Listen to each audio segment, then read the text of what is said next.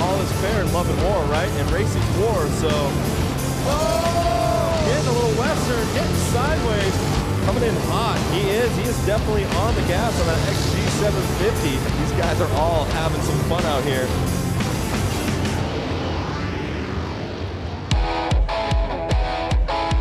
The epicenter of motorcycles, Milwaukee, Wisconsin, will tonight get invaded by every bike imaginable and by riders of all skill levels who have all traveled to UW Milwaukee Panther Arena.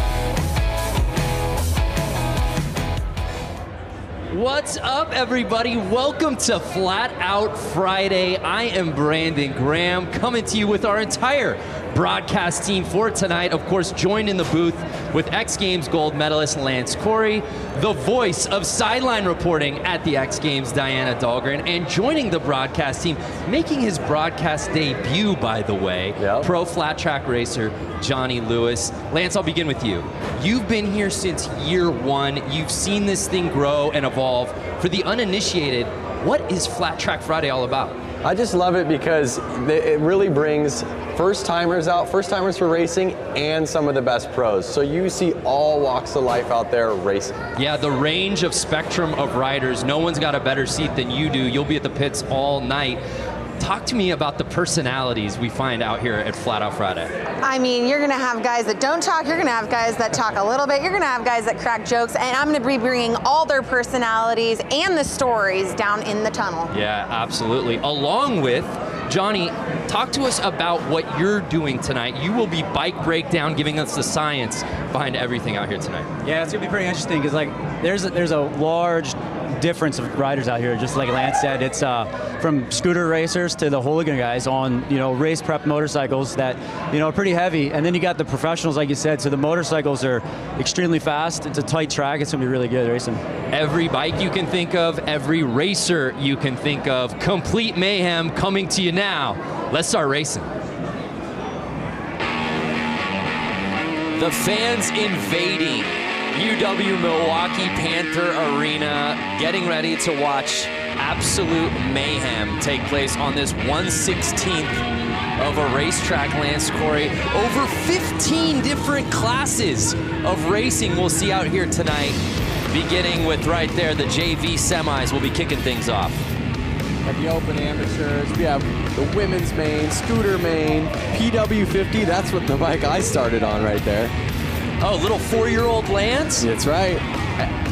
The boonie main, that's my favorite right there. Expert main. And if you've never watched this before, you're going, what do all these things mean? Don't worry about it. We got you covered. Obviously, we've got Lance here in the booth. We've got Diana down on the course. And of course, we have Johnny Lewis breaking everything down for us. Johnny, how's it going down there, man? It's pretty loud. So Johnny will be reporting to us live from the course all night long, giving us the behind-the-scenes access on everything. Talk to us about this opening class, Johnny. Man, there's a lot of guys out here. They had to split the classes. There was 100 riders. Wow. Down to 3 classes, and this is the JV class. The guys are relatively new to flat track, and we just kind of got into it, built a bike, and now they're out here racing. It's pretty wild to see them out here opening the show. Yeah, well said, man. We'll be coming to you all night. So, Lance, we've kicked things off, bud. Racing's looking good already. These guys are they're already warmed up. They've been out there racing all day to get these lap times. Now, talk to us about this course and the setting for those who are just tuning in for the first time. What makes this course so unique here at the arena? So what's incredible is, to my understanding, it's a hockey arena.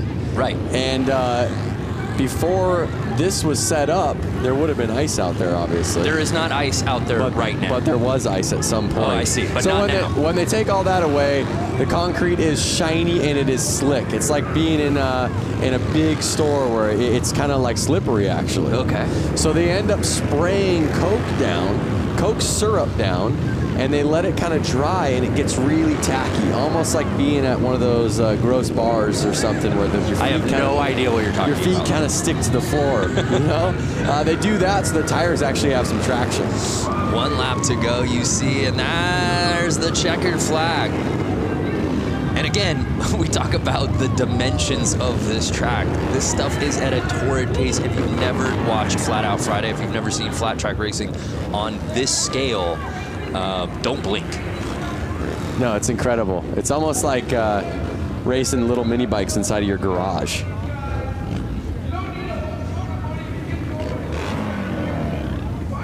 All the racers lined up, waiting to go out there for themselves. And we see Bob Reese finishing number 1, qualifying in our semi 1 of 3. As Johnny said, there were so many people in this event that they had to divide it up now into 3 different heats of this JV semi. I don't think the underside of this arena has ever seen this many motorcycles or people inside of it. Yeah, I've never seen. We were here obviously for this last year. We were here for Harley-Davidson 115th anniversary just a few months ago. I've never seen this many bikes in one place. It's amazing.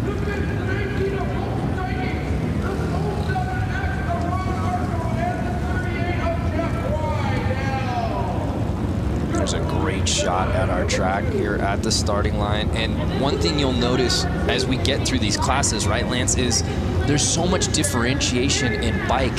You'll see categories where you'll see dirt bikes, 450 cc's going against 750 cc's, and it really boils down to traction. Yeah, you're gonna see all of these guys out here right now. They're all on the Sportster platform. They're street legal bikes. That's kind of what makes it a hooligan class. And they're heavy, and they don't have much room to get these things to turn, so it can get squirrely. So this is hooligan JV semi 2 of 3. Oh, like that. 2 bikes down already.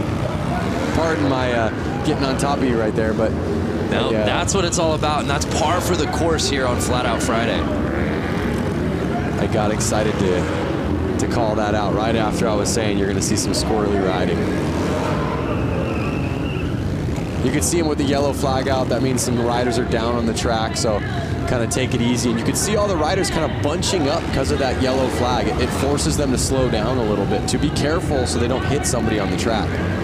So it gets the race a little tighter. Right there, you see a pass. Yeah. And we'll see Rydell in the lead right now. Is anyone going to catch him? 2 laps to go.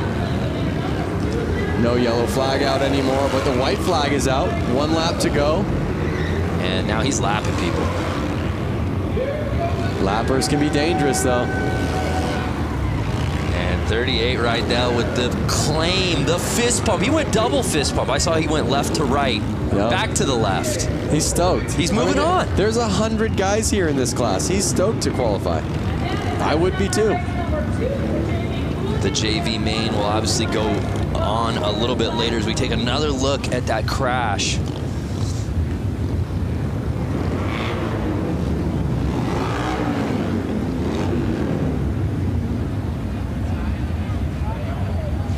There it is. See that quick? Because he was so close to the other rider. Quick flag change.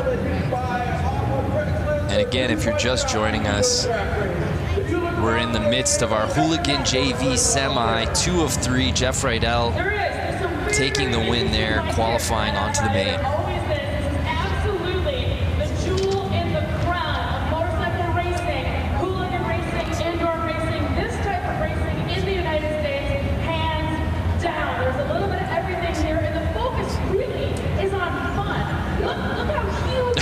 And there we see the kits. We should, again, different types of bikes, different types of riders. I think the highlight for almost all of us here is beyond the dressing up of the bikes is the dressing up of the riders themselves. Yep, that's for sure.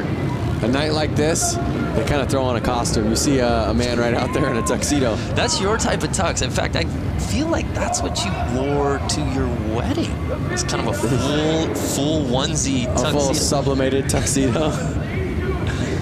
It's like it's a glorious, it's not a tuxedo t-shirt, it's a tuxedo onesie. Yep.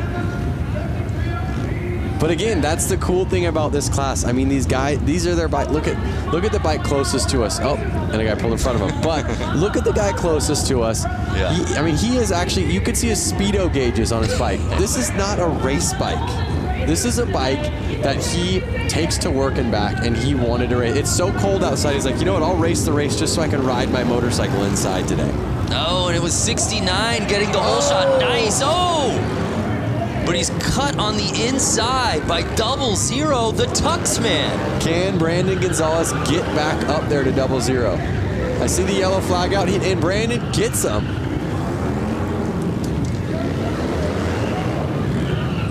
Brandon Gonzalez, the number 69, came all the way from Long Beach, California. In fact, was he on your flight? He wasn't on my flight. I think he had to drive here with his motorcycle. Can you bring a motorcycle up on a plane with you, Brando? That's a great question. All of these riders had to get their motorcycles here somehow, and I think most of them drove through the snow, through the rain, through the crazy weather we're getting right now. Just from walking from my hotel to your hotel, your very bougie hotel, I got frostbite on both of my ears. It was 8 degrees out. Yeah. Can't imagine being on a bike out in this weather. So 8 degrees out today. They're inside, they're warm, they're racing, everyone's having fun. And Brandon is staying in front right now.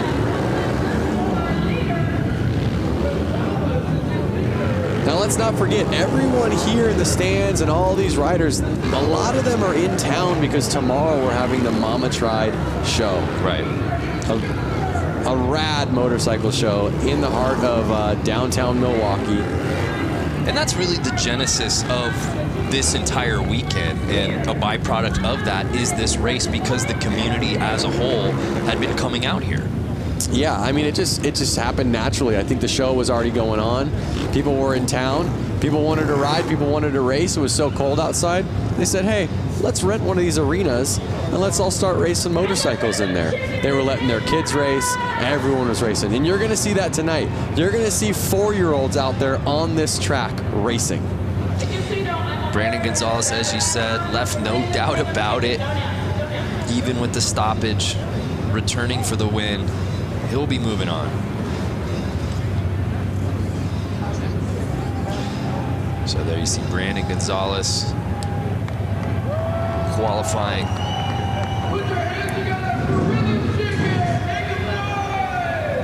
So I hear the crowd getting loud out there. Oh my goodness. We have dirt bikes coming out now.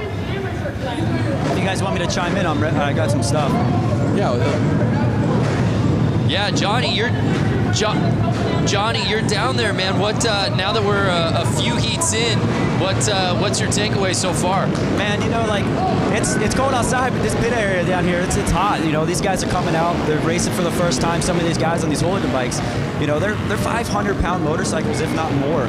And, you know, you can tell they were a little nervous, and a couple of guys caught each other's back tires and high-sided. But, you know, as the day goes on, you'll see these guys get better and better out there. And Johnny, just a lot of nerves. And Johnny, while we have you, as we get ready for the Open Amateurs, how many of these guys that we're seeing in certain classes will we be seeing in other categories throughout the night? There's a good amount of guys that, you know, chose to ride the Open Am, you know, but they jump on a different bike, jump on a hooligan bike. You know, 59 out there right now, you know, he's riding, I think, 3 classes, you know, hooligan, Open Am, and then the Bunyan bikes, the little chain-driven motorcycles, you know, ripping around when we see them at the end of the afternoon. So he's got 3 classes. Yeah, that's a fan favorite for sure. I guess if you come all the way out and you've got the artillery and you've got all the different bikes, why wouldn't you do it, Vance? He's a local boy. He just loves it. Oh, we had a gate jump right there. Oh, what? Wow. What a feeling. Look at back. How far back is he going? 2 back. I thought he was going to push him back into the tunnel. Yeah, you don't want to jump the gate.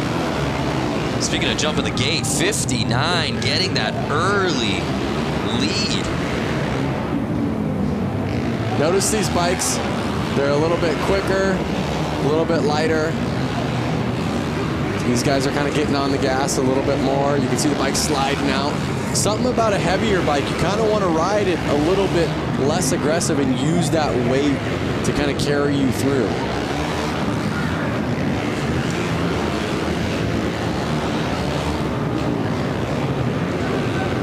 So Kilkenny leading the way right now. I mean, you could see these guys. They're probably getting kind of lost on where are they in position. Right. The guy in first is all of a sudden passing you, and you're going, was the guy behind me that fast, or am I getting lapped already? Right. It's such a small course. Depending on your start, you have no idea where you are when you're riding this thing. And that's what we say. And you even talk about the concept of Flat Out Friday. Obviously, somebody's going to win. Somebody's going to come in second. Somebody's going to come in last place. But that's not the premise of that. This isn't what Flat Out Friday is about. No, Flat Out Friday is definitely about getting out there with your friends, riding, and just kind of having fun, banging bars. I love coming into a corner with your friend, and sometimes you can hear your friend yelling, "Yoo!" It's all fun and games. I mean, you know, there might be a little bit of showboating at the end of the night, like, I took that race. But realistically, everyone is stoked for everyone, especially when everyone gets off the track healthy. Yeah, this is the spirit of a bike with a motor. I don't care what your background is, where you come from. When you come here, you're a part of the community. And harder to find anyone or any place that's having more fun than Flat Out Friday here at UW Milwaukee Panther Arena. Man, we're moving. Open Am, semi 1 of 3. There you see it. Notice how much time difference. So first place actually got 15 seconds ahead of second place. Wow. That's probably a lap. You could see the rubber getting on the track. We should send it down and see how sticky the track is right now. We should just have you walk. You want to just go walk a lap? No, but we have guys down there that can. No, I think you should. I think you should do it. I want the Boonie bike. If you guys haven't seen the Boonie bike, you've seen the Boonie bike. I've seen the Boonie bike. If the people watching haven't seen the Boonie bike, that's my favorite class. It's a little bike with a lawnmower engine in it. No suspension, barely, I don't think they have any brakes, and they're ripping around this track. That's the one that looks the most fun to me. Semi 2 here in the Open Ams. There you see our lineup.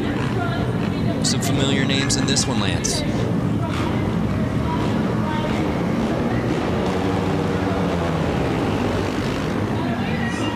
Whoa. There's a fine line when you get out there of being too aggressive. Right. And maybe putting it down in the first corner. What kind of rider would you be, Brando? Yeah, I think I'd go aggro right out of the gate. Would you? Yeah, it's the Ricky Bobby mentality. If you aren't first, you're last, right? Okay. So you kind of go for it. But as we were talking about before, it's so hard probably midway through that first lap to really, if you're not in the lead, knowing where you are. Yeah, for sure. And you just kind of want to keep picking off the person in front of you, picking off the person in front of you.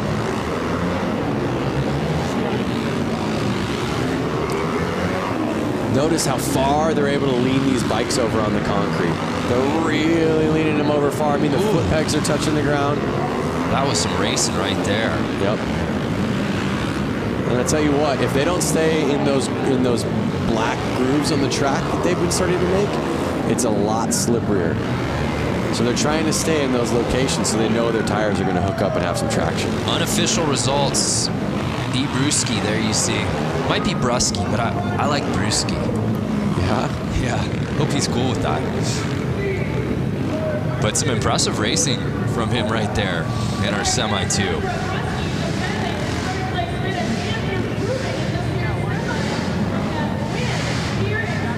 Take a look. It was that 38L bike who I believe got the whole shot early.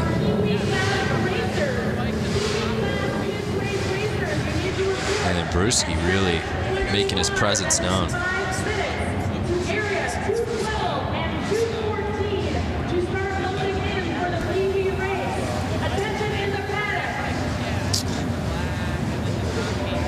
So our results are in. You see Brewski and Blasky. So 1 and 2 qualifying forward. Yep. I was just going to say, you see the Q on the side of their name. That's what is kind of letting us all know that they're going to make it to the main event. We're still just in the semis right now. These are just every rider that signed up. Towards the end of the night at this show, you're going to have all of the fast guys battling. That is really where it gets intense. Yeah, it's really neat. As we said before, you come through the tunnels here of the arena and you see all the bikes lined up. You see riders from all different backgrounds. Obviously, there are some very familiar names here who we'll be getting to a little later in the show. And then you literally see 10-year-old kids completely kitted up alongside like a Jeremy Twitch Stenberg, you know? Yep, it's amazing. And where else are you going to find that? No, exactly. You do see Twitch out there, who's well known in the motorcycle community, taking photos with all the kids that are geared up as well. I was one of those kids at one point, and I see little PW50s out there, the little teeny dirt bikes, and it brings back such good memories. And one thing about motorcycle racing, it's such a family sport. You really need that family support. It really creates, like you said, that community. Everyone's there to help out. Everyone's willing to lend a hand. And they're off. 25. And the Stars and Stripes getting the early lead. Notice, Brando, that bike did have front brakes on it. There's no more front brakes. Not to these eyes. It's all gas, no stopping. Yeah, and Lance, talk about the importance, especially on these dirt bikes, of the suspension setup. So you can tell compared to like a normal dirt bike you buy off a showroom floor, they've actually lowered the front end of it a lot, drastically. So that way the weight gets a little bit more in the front of the bike and they can control it in corners a little bit better. Also, they've taken the front fender off. It's not really needed. There's no dirt flinging up. They're able to see where their front tire's going a little bit better. But we may get a better answer down there.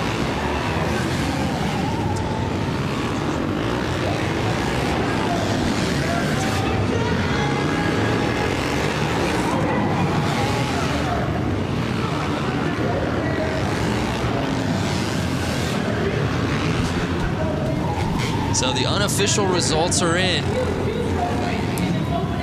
And it's C-Funk,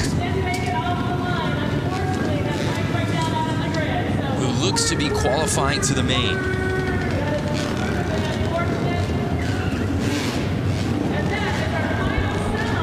Johnny, can you hear us? Johnny, can you hear us? I can hear you now. All right, so you're down there. You've been seeing the hooligan JV class with the Sportsters. Now you're seeing dirt bikes get out there. From a ground level, what bike do you want to ride? What do you see a big difference in what's going on? Man, I'm partial to these hooligan bikes. You know, they're big machines, but you know, around this little track, they look like a handful, and I'm always up for a challenge. So, you know, these guys getting out here on these big, heavy motorcycles in front of a big crowd like this is, you know, it's pretty amazing. You know, like I'm pretty stoked to see these guys doing it. Now you're going to get out here and see these pros get out here and do it. You know, there's a big difference. The lean angle's a lot different than the hooligan bikes, but you know, I think these hooligan bikes look like a lot of fun around here. Yeah, thank you, Johnny. Well, as we get ready for our next class, we'll head down to Diana Dahlgren. You never know who you'll run into here at Flat Out Friday. Diana, who you with? Yeah, that's right. Hanging out here with Taylor Kinney. You're starring on NBC Chicago Fire, and you are a motorcycle enthusiast. You've been here with Harley-Davidson quite a few times to Milwaukee. How have your experiences been so far? I came up, I think, August of 2018. Sorry. Whoa, guys. Hey, there we go. For the 115, the Harley anniversary, came up, had some cheese curds, rode around, saw the streets, saw the lake. It's beautiful, and then coming to the track, I couldn't be more happy. So you got to get out on this course earlier today with guys like Jeremy Stenberg, Buddy Suttle, Johnny Louchback right behind us. How was that riding on the course?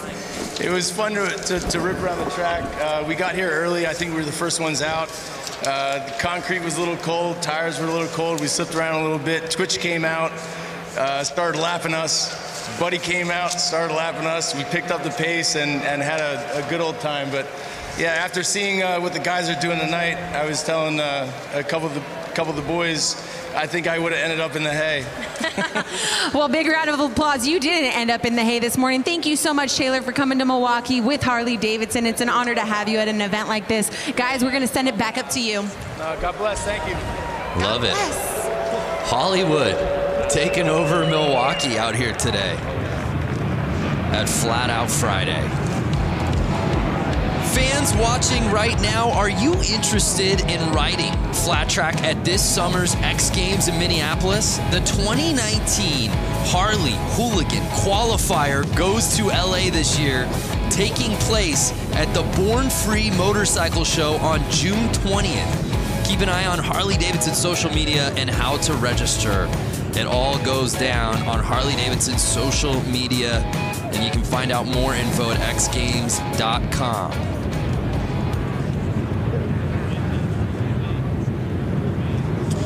So we move on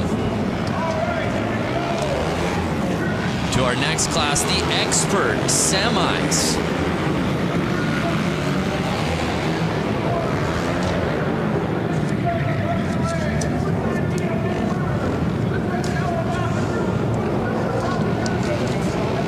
So here we see our first heat of the pro class. Jumping up to the line.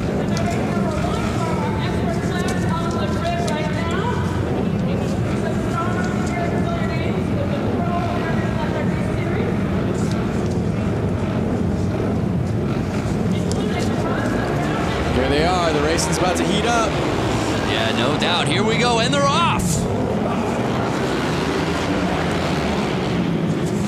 Notice that he's got a piece of carpet on his boot, Brando. That carpet on his left boot right there, so his foot doesn't actually stick to the ground. The ground is so sticky, like I said, his boot would actually get caught. It would rip his foot back if that wasn't on there. So it's Bowman leading the way right now, and he is absolutely lighting this track on fire, Lance. He's going to catch up real quick and get into those lappers. Now, these are experts. They're not pros. So these guys probably have a job. They're probably going back to work on Monday or Tuesday. So they're really just out here having fun.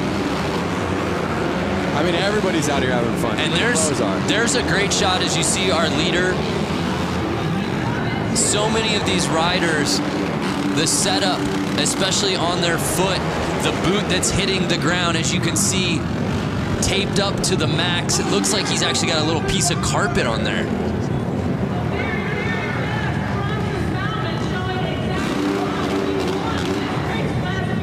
There you go, he's stoked. Right from the get-go, he does not look back. Takes off, and he's gone. That's what we call a no-doubter, Lance. Bam.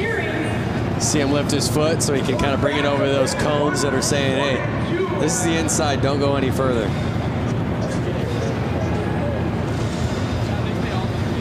Well, Johnny, now that we've got the pros out there, as we move on to semi 1 of 2, there it's officially in the books. Bowman, Gunther, Lang, Weimer all qualifying. It feels like the racing got a little elevated real quick, Johnny. Yeah, it did. You know, if you watch, Bronson Bowman out there, they actually have their left foot peg off because they're laying the bike down so low that it would rub the foot peg. Some guys even opt to take shifters off the hooligan bikes because the cases are so wide.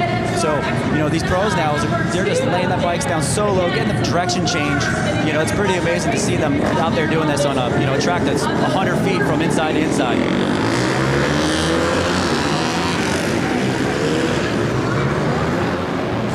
I love that camera angle of that straightaway as our next heat moves up. Look at them coming out. They're just so fired up. That lap that they just hit, they were behind the gate. They're like bulls waiting to go. I'm telling you, everywhere it seems like it's raining or cold. These guys are stoked to be inside, warm, riding their bikes with their friends. And there's a look at our semi 2 of 2 roster here in the expert class. 8 riders. Half of this field will be moving on to the final. Who will those 4 be? Let's get ready to find out.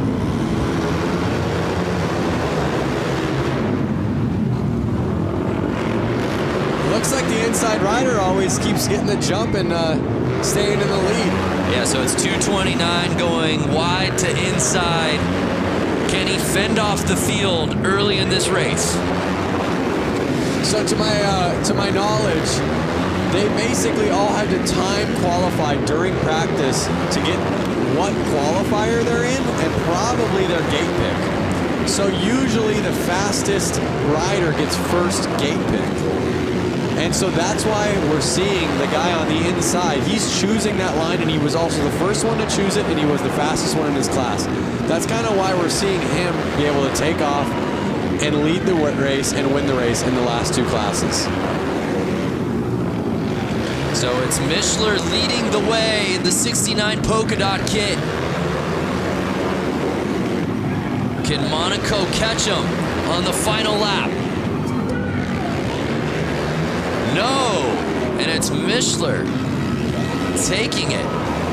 And it looks like Weiss might have actually passed Monaco there on that final lap.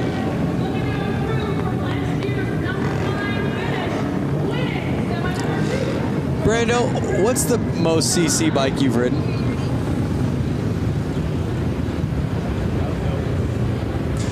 Oh, let me look back in my lifetime. You know what? I think it's got to be a 900. A 900. A 9. So to give you an idea, these are 450s. Right. And the Sportsters you saw out there were basically 1200 cc's. So you can imagine how big that bike is. That I can. I can imagine it. I can imagine it. Hey, let's head back to Diana, who I believe is with some racing royalty. That's right, Racing Royalty. If you guys watch the flat track series across America, you've seen Sammy Halbert, you see Jared Vanderkoy, and they are here tonight. Give a huge round of applause for these amazing, talented riders. Now, Sammy, this track is a lot smaller than what you guys are used to. Walk us through what you guys are going to do here tonight. Yeah, I love racing these little indoor short tracks. I grew up racing indoor short tracks, and you know, they call me Slammin' Sammy for a reason. So we'll see if I have to pull out the slam tonight. You know, I'm not afraid to if I have to, but you know, I know it's, you know, after watching the main here last year, I know you got to play your cards right. There's a lot of lap traffic in that 35 lap main event, so we'll see what happens. Just happy to be out here racing, putting on a show for the fans, and representing for Harley-Davidson. So, Jared, come to that. Has your teammate ever gotten dirty with you in the corner? Has he knocked you down? Has he slammed you a time or two? Yeah, we've had our run-ins in the past, but not as of recent. But yeah, it's going to be a good event, so I hope you guys all enjoy it. It's going to be a good time. So thanks Harley-Davidson for having us out, and everyone for coming out here, and hope you enjoy. You guys give a huge round of applause. Jared Vanderkoy, Sammy Halbert, you guys are amazing. Thank you so much. Guys, back to you. How about Sammy just saying, hey, I'm ready. If I got to throw up elbows side to side, I'll do it. Yep. They call me slamming for a reason. I'd be a little worried to be in his semi. All right, here we go. Sammy, of course, needs no introduction on the flat track, American Flat Track Series, of course, X Games as well. But I want to say something. I stand corrected. The experts have pros in the class.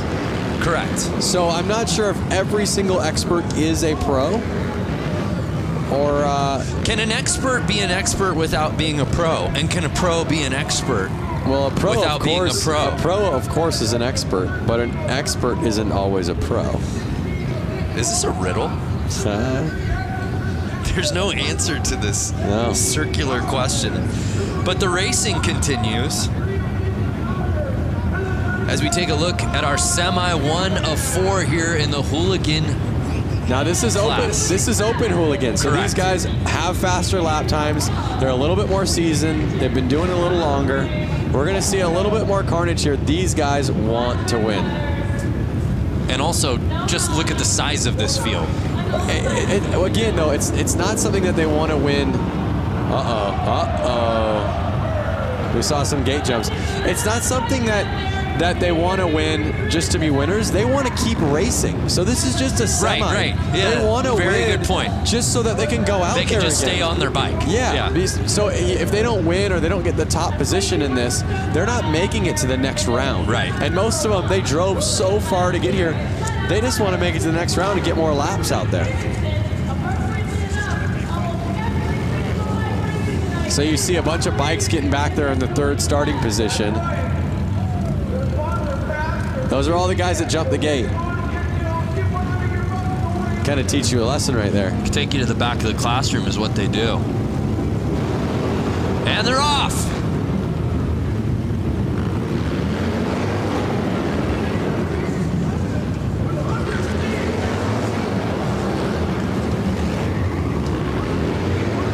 And it's early. It's Clements leading the way, trying to hold off Young and Carlson. I know Clements himself traveled all the way from California to get here, so he wants to stay out there. He wants to keep racing. And is there a better outfit early on than Carlson's tassels? I'm getting a very Lloyd Christmas briefcase money look. Oh, he's in the lead. Yes! He grasped the lead with the tassels. You would think that would be a hindrance, aerodynamically speaking. I think that's something like, I'm the man. Watch out for me. You gotta be pretty tassels good. Is bold. You gotta be pretty good. 100%. But here they are getting into lap traffic, and this could cause some problems. Final lap. And there it is. Checker flag is out. Clements with the win. He's going to the final. Some great racing here in our first Hooligan semi. Oh, wait a second. It says Clements to the win, but I think it's reading wrong. I think so too. Again, those are unofficial because it's the 45X that I stand corrected. That was leading the way. How about that? There was the pass. You want to talk about breaking bread?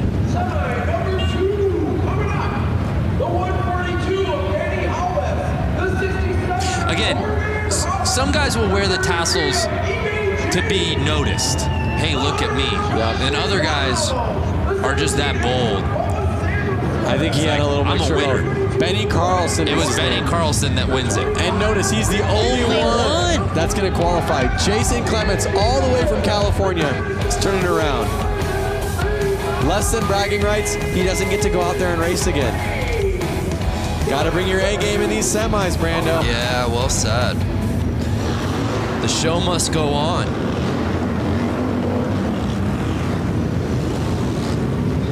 Here our next class jumping out. Notice the difference in gears. There's a couple guys in leathers and there's a couple guys in more of motocross gear. Yeah. I myself would want to be in leathers. If I hit the ground, I want to be in something that's going to slide well. Okay. Something that's going to protect my skin. So it's interesting to see, who chooses what. Hypothetically speaking, you're wearing your leathers. What's Lance Corey in this class? What are you wearing? What do you look like? I look like number 100 right there. Dialed. Ooh. Even number 81 back there, he's got leathers on. So you go Johnny Cash. I go Johnny Cash. I would be in a Harley-Davidson jacket and chaps. Well, we'll have to get you out next year, Lance. Out of the booth and onto the track.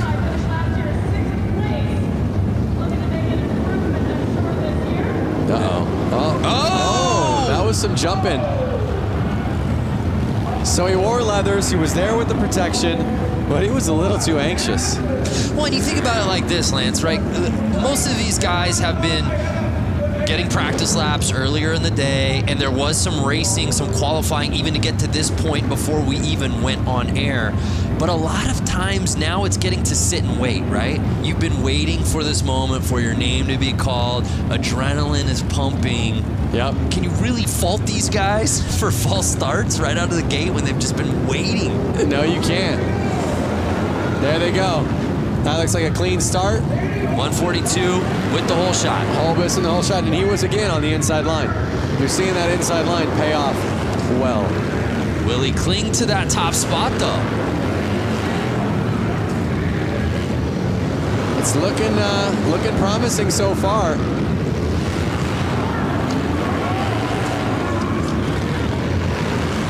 Again, if you're just tuning in, we're still in semi mode. We've got so many finals, so many mains still to come. We're just getting started here on Flat Out Friday. And like I said, Brando, my favorite bikes haven't even gotten out there yet. Noted, Lance. The Boonie bike. The bike that's in your shed that your parents had, that you pull out and you clean off and you pour some gas in it and it starts right up. I can get 70 miles to the gallon on this hog type of bike. You love that movie, don't you? Yeah. It's the only movie I've ever seen. Dumb and Dumber. So Holbus on final lap. Can he hold on? Oh. And he held it. Is that our guy Louis Louders that came in second there? Yep. We've seen Louis Louders at the X Games hill climb. Along with his brother. Yeah. The Harley hill climb. Again, these are guys. Louis Louders is a guy, he runs a Harley-Davidson dealership. Yeah, has a dealership. So he was probably at work yesterday. I believe he's a Wisconsin guy, if I'm not mistaken. But we've seen him travel for the love of amateur racing. You know, like you said, we've seen him in Aspen, Colorado, hill climbing. Well, who's turning down a trip to Aspen, Lance?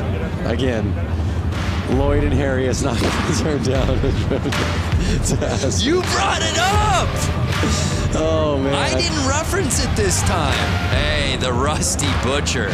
That's not Rusty himself, I don't believe. It's a teammate. That's a teammate of the Rusty Butcher. Yeah. But the next race you see open hooligan semis. Here's some of the hooligan hotshots. I see Suicide Machine Co., like you said, a Rusty Butcher rider.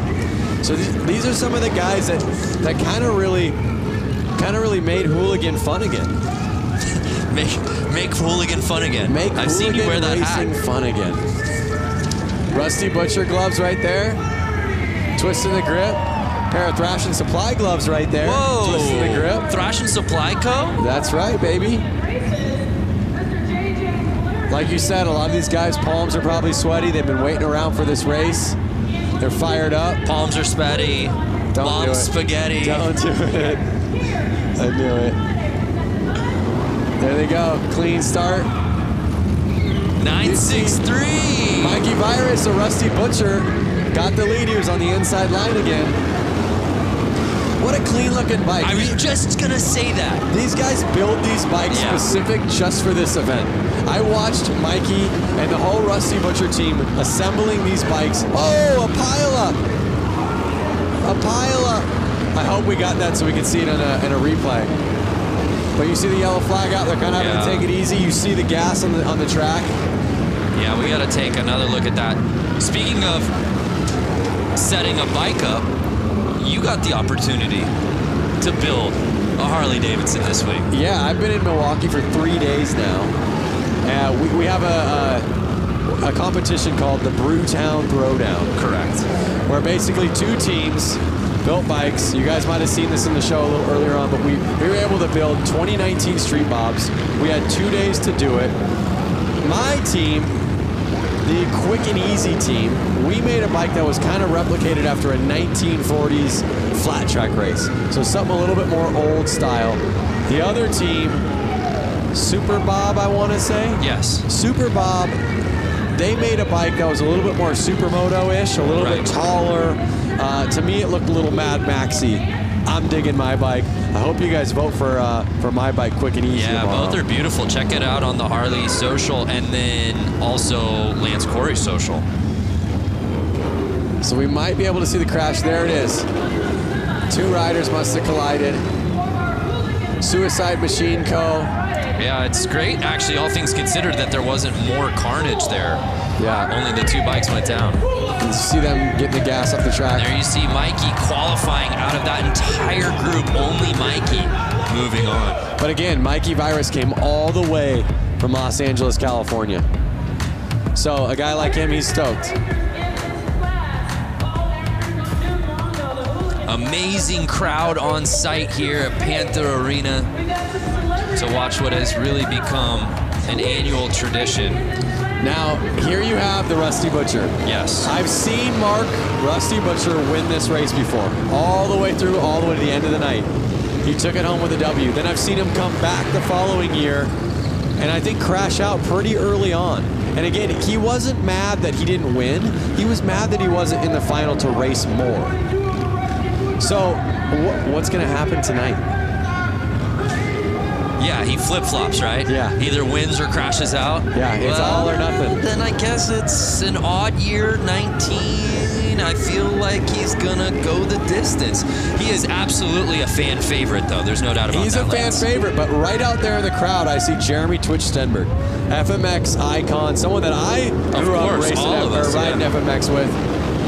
So who's gonna take it home? A lot of these guys all practice together. They're from California. Let's see how they do. Getting the lead early. Can he hold it together? Mark's looking real smooth.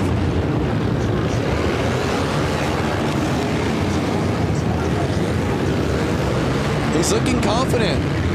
He's got his eyes on the prize, but you see a couple riders on his tail. They want that position. That is a position that's taking you to the final. Are they going to go easy on him? Are they going to throw a tire in? Are they going to take him down? But we got a battle here midway through this race. Oh! No! Mark the Butcher goes down, and it puts Buddy Subtle into the lead. Buddy Subtle taking over the top line, but no, Bush taking the lead from him. Wide. They're coming into Mark now, who's a lapper who was just in the lead. Final lap time. Will Bush hold on? Looks like Bush has got it. And Bush gets it. Oh, and what a heartbreaker as Subtle comes in second for Rusty Butcher. What a transition. You go from Rusty Butcher laying it down, Buddy Subtle then in the lead, and then you get the number 44 of Bush taking over the win. There was 3 different leaders in that race. That was some of the best racing we've seen all night. Oh my goodness. And you said it right before the race began, partner. Butcher wins it outright, crashes early last year. What's he got this year? In the lead, we think he's got this thing comfortably, and crashes out. It's such a, I feel so bad. And there you go. What do we got? I don't know if those results on the screen. I don't know that that's official. I'm not sure. I have to disagree. I had my eyes on that pretty well. I feel like there's somebody we can talk to here.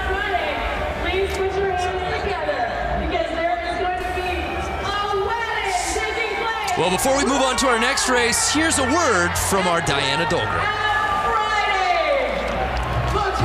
Hey everyone, Diana Dahlgren here. Enter for your chance to win a VIP trip to the 2019 X Games in Minneapolis. And you could be down on the racetrack with me during the Harley Hooligan race.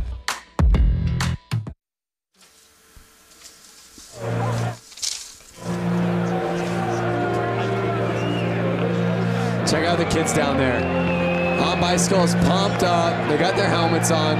They're ready to go. They've got more energy than the older guys, huh?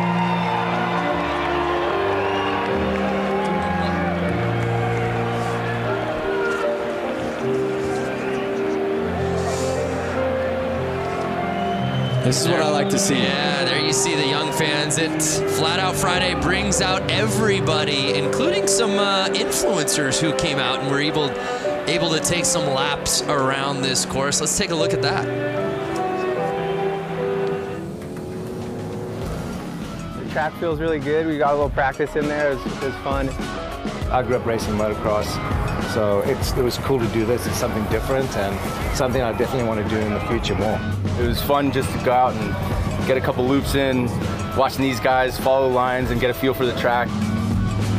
It's my first time actually even touching concrete. I've seen so many videos of everyone barely scraping their primary and eating it, so I was trying to be cautious out there as much as I could.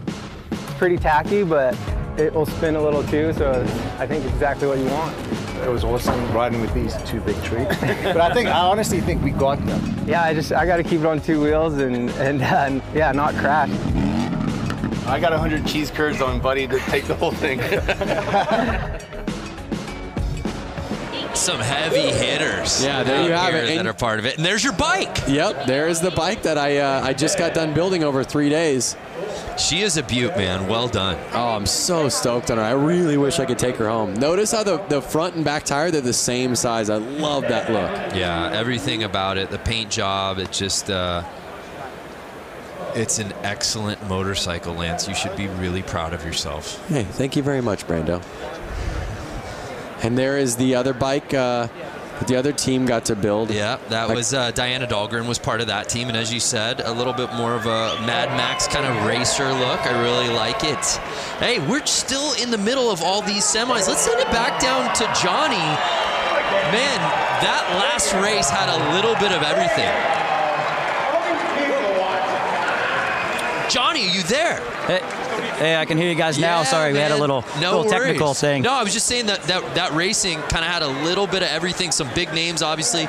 Rusty Butcher, we thought was going to take it, going down midway through that race. Yeah, you know, he just got in there and the bike started chattering a little bit and the front end went away from it. It's, you know, he started getting that lead and started riding a little tight. And when that happens, you know, the bike just kind of handles differently and he got that front end push and he lost it. So, you know, that's been kind of a thing that's been going on a lot lately is, you know, just guys, you know, getting offline that little bit and somebody snicking, you know, right underneath of them and then bumping by. That's how, you know, Carlson got the win that last, you know, the one before. He just, the guy ran wide a little bit and just snuck up the inside. So, you know, that's what it's going to be all night long. It's just guys kind of, you know, jumping in and, you know, when that opportunity comes available, they go for it, and that's going to be the racing tonight. Yeah, and Johnny, Lance had said it really seems like the theme is whoever's got that inside start has seemed to get the whole shot. Are you seeing that too down there? Yeah, you know, that's why they did the qualifying for the guys, you know, the bigger classes today, to provide that opportunity to kind of you set the stone right out of the, you know, practice staging, you know, get the guys out there, get a good lap time, get that pole, you know, and that's kind of the key to the race, you know, just trying to get that pole position, keep doing it, you know, throughout the evening for that main event. Thanks, Johnny.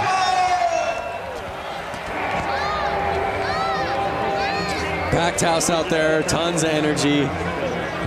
Love it. Hey, fans out there, make this your year to ride. Learn from the experts and get 50% off the Harley-Davidson Riding Academy new rider course with the code RIDE50.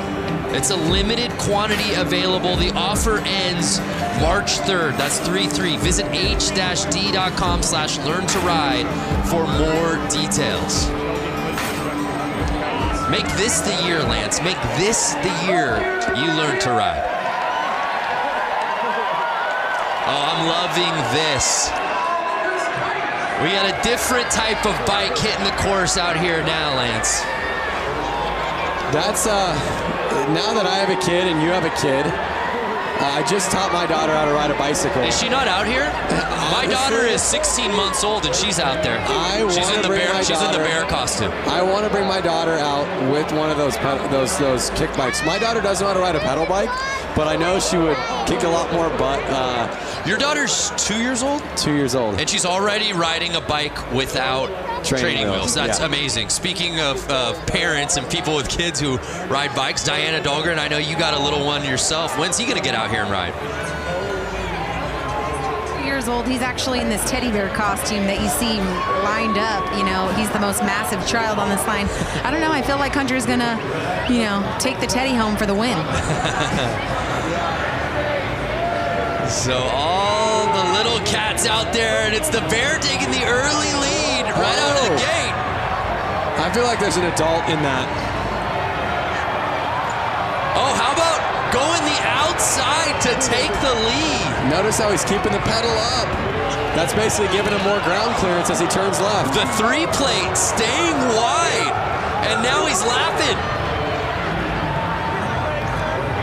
Oh, could you imagine being out there right now? Unreal. Packed house, the energy, everyone cheering you on. Yes, look at that. I want to start clapping in the booth. That kid has got racing in his future right there. All those kids, what a blast it's got to be, as you said, to come out here. Oh, in front of this crowd, are you kidding me? That is awesome. I love it. The checkered flag's out. You think you're going to get these kids off the track? I don't think so. I'm not sure it's possible. Oh my gosh, some of these kids out here are so small.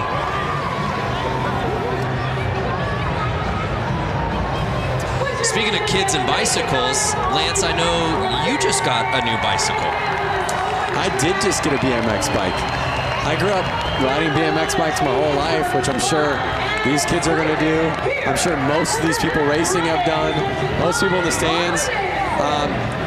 And it just was something that, it was like a calling of like, you need to kind of go back to what you did as a kid and find that real organic fun. And did you find what you were looking for? I found exactly what I was looking for. According to your Instagram all last week, it seemed like you found it pretty much every day at the park. Yeah, I went to the skate park every day and had a blast. Look at that little kid cruising his little pedal go-kart.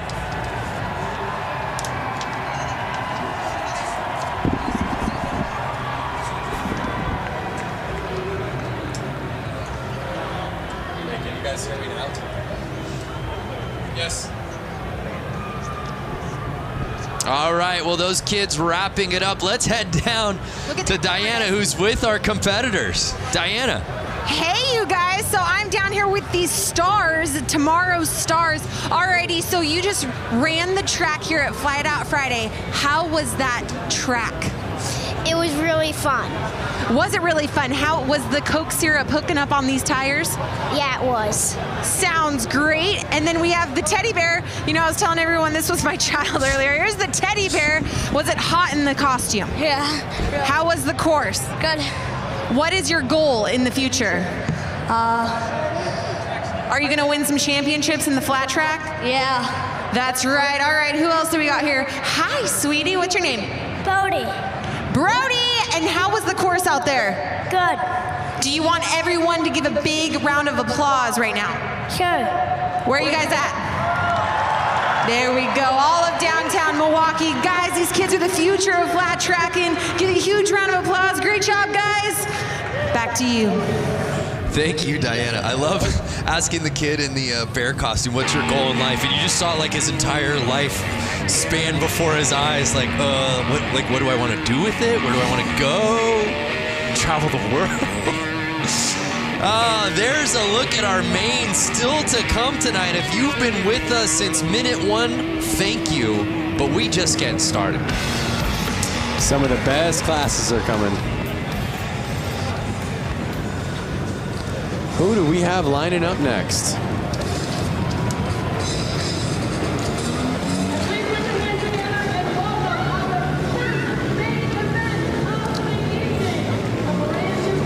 So here comes our new class, and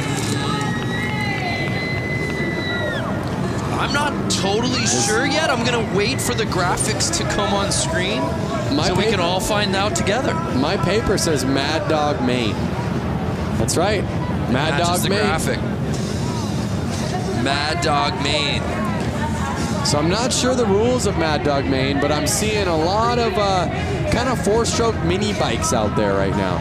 All different sizes. It kind of looks like bikes that would be in the range of 80 to 125 cc bikes. So we've got 12 riders out there, as you see. You see guys, or you see people in sweatshirts, you see people in motocross gear. You kind of see, again, he might have just came right off the street and he's racing right now. There you see Sean Sheely was the top-ranked qualifier. What do we got, Lance? Someone must have jumped the line or something's going on. A little line jumping. Like a little tire kick from the dad shoes. You see that? And they're off. Oh, Sheely getting squirrely. Whoa. Can't take advantage of the positioning. And it's... Whoa, the track looks like it's getting a little slippery out there. You see the spotlight right there on number 75. Jacob McClutchin. I don't think that kit needs a spotlight, guys.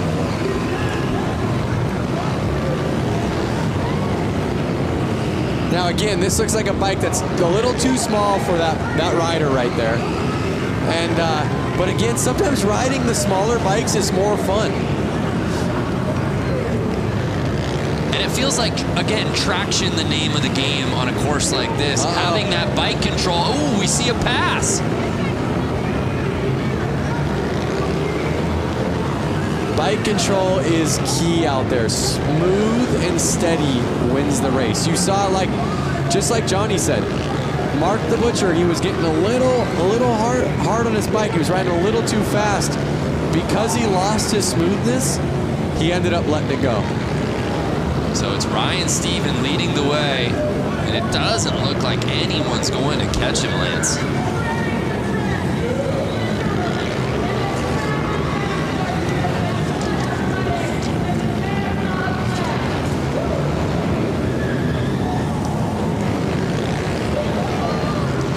And now he's starting to lap. Some great racing out there. You're seeing bikes that are pretty new, bikes that are from, you know, the modern era, and I even see some bikes that are probably 10, 20 years old out there. It's interesting to see how the technology on these bikes hasn't changed much. Mostly visuals, mostly just the cosmetics, the plastics. So final lap, and it's Steven taking the win, at least unofficially, but to these eyes, you can pump that fist, Steven. Ryan Stephen taking the top spot, followed by McCutcheon. McClutcheon, excuse me.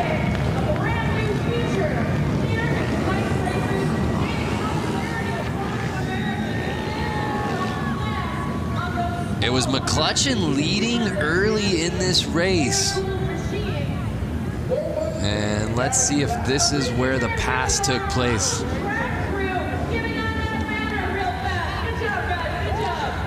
So one thing to keep in mind, Brando, lines in racing are a key to how fast your lap is.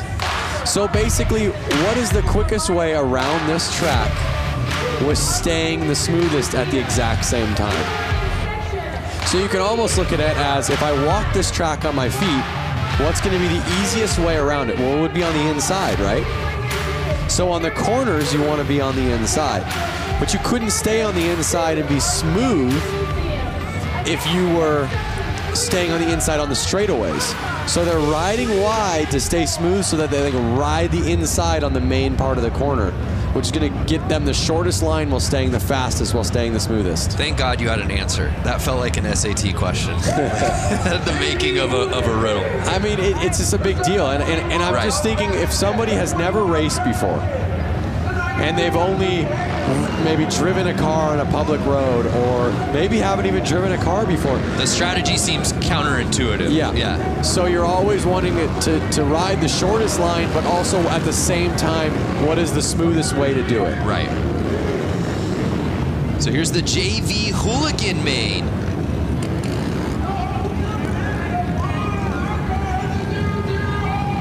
Some familiar names on this roster you'll see in just a little bit, headlined by guys like Bob Reese and Brandon Gonzalez, who looked so good early on this course this evening.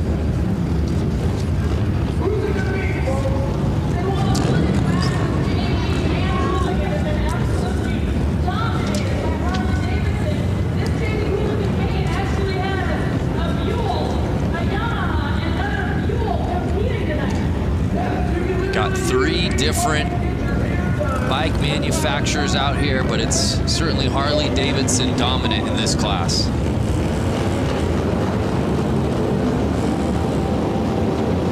So just to give you an idea, I see the number 7 out there, Juan Arceo, right there on a black Buell.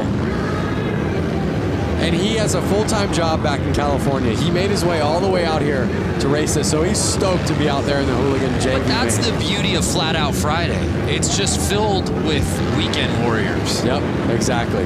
Matt Schmidt, who had that first pole positioning, taking the whole shot, and he may not look back as he's already catching up to Tuxedo. Yep.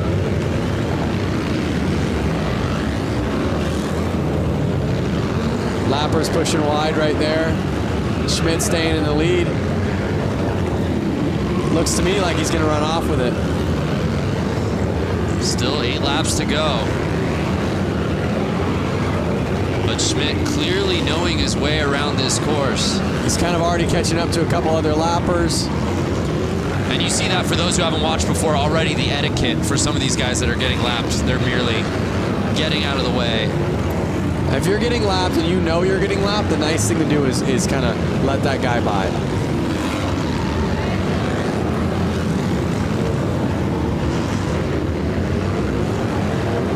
So let me ask you something, Brando. If you were out there, what type of gear would you be in? The tuxedo? Yeah, I think some version of that tuxedo. I am absolutely, I live my life business casual. You know that. Maybe a blazer over it, perhaps. Like maybe a nice leather blazer. Okay, because like that. I do agree with safety and protection, just like you would be in full leathers. White flags out real quick. Schmidt staying in the lead. Schmitty. I don't know that he likes to be called that, but it just sort of rolls off the tongue. And then the 7:21 plate, Matt Schmidt had the lead from lap number 1, and no one could take it from his kung fu grip. As he takes the top spot in the Hooligan JV main. A lot to like about this racing. As you said right out of the gate, right before this thing began, about the strategy and how these guys handle this course. Matt Schmidt did just that.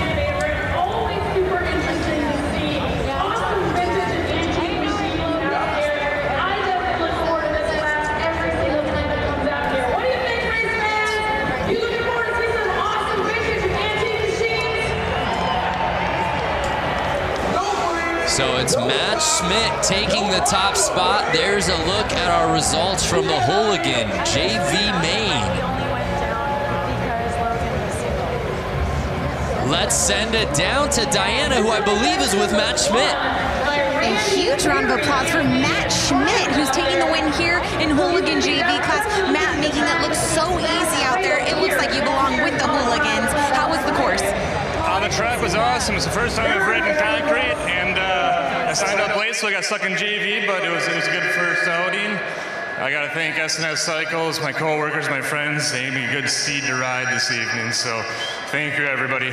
Congratulations, Matt. Guys, give him a big round of applause, and guys, we're going to send it back to you at the booth. Yeah, Matt Schmidt looked so good out on that course, and again, you're just seeing the level pushed as we move on throughout these mains. But like you heard him say, it's his first time riding on concrete or racing on concrete. He was saying thanks to his co-workers for helping him get out there. So you have a guy who again, does not do this by trade. Right. He's an enthusiast, he's a gearhead, he's a motorcycle rider. Which blows my mind when you say that, when you look at how he raced out here tonight to win that thing. Looked so comfortable, and oh, by the way, he's never raced on concrete before? Come on. But so many of these guys have a similar story, Lance. We move on to our next race of the night. It's our brakeless main. One thing about these guys that's similar story is they all have no brakes. Hence the name. Whatever they're paying you, Lance, double it. That's the sort of analysis that people are coming here for. So there's a look at our roster for tonight's brakeless main. Randy Brolick will be in that first position on the inside.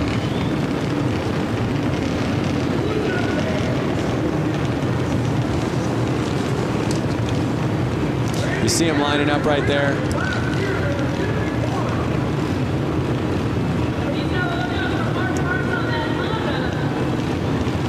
Oh, let's go to the gram. Oh, excuse me, I believe this is Twitter. Paul James at James Gang Racing. Go time. Only one round of practice on to the heat races at Flat Out Friday. The girls who ride out ya at Flat Out Friday. Women's hooligan races are so rad. Could not agree with y'all more. The girls who ride. Hashtag Flat Out Friday. Join the conversation. And Randy Brolick, the 51 plate, shot out of a cannon, Lance. He did. Look at him just dragging that foot on the ground. Oh, he brought it up right there. Dragging his foot with the carpet. Brings it up on the straights. Puts his foot down in the corners. He puts his foot down in the corners kind of to brace himself so he can feel where the ground is so he doesn't lean it over too much. Because again, if he leans it over too much, he'll start dragging peg which could then send him off his bike. Excuse me, there's 251 plates. I incorrectly said Bralick. It's actually Barry, Randy Barry. No, rider down.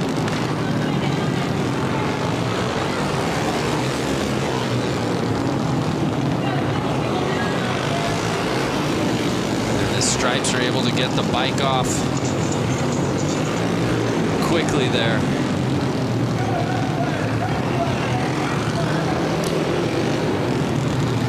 That was the 15, Kendall Lutchman, that went down. One thing that's so cool about this race is they really keep the styling so vintage and so pure to flat track with the striped shirts for the track helpers, the all white gear for the I'm not sure what you would call them, the track kind of flaggers, and I guess they're the flaggers. Oh, it looks like he's hurt maybe. Yeah, so we have eyes obviously down there on the course. Diana, what you see? What happened there? Yeah, so basically it just went down in the corner, but what my angle shows is that his leg got trapped under his bike, and it just took a couple. But right now, with the red flag, since they got so many, and they're going to do stagger. We losing Diana there due to some tech difficulties. We'll try to clean things up, but that's a tough go. So I don't know if you were able to catch it earlier, but the front wheel on his bike, look at the front wheel. Tacoed. We call that tacoed because it's folded like a taco. Oh, that's why you call it taco.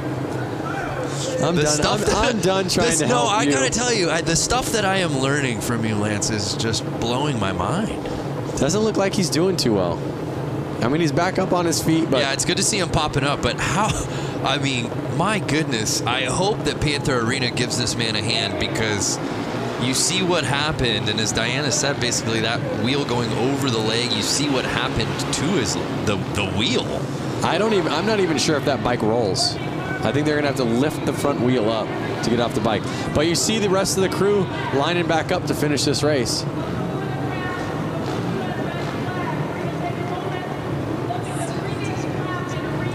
And well, again, let's. I believe Diana's. We're good. Technical difficulties out of the way. I want you to finish that thought from what you were seeing, Diana.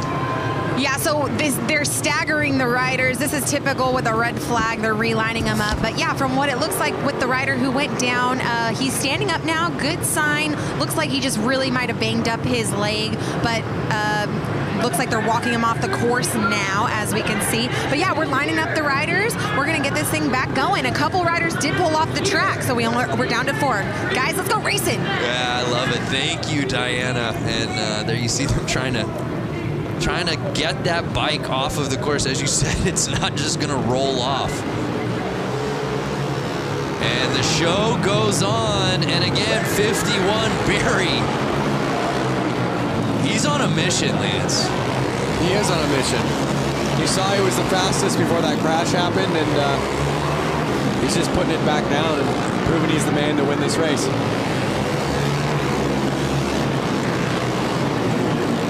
So 4 laps to go. And it's Barry with a sizable lead, and as you said, Lance, going outside to in. You don't think it's the fastest way to go, but that is the route to success out here on this course tonight. And Barry doing just that.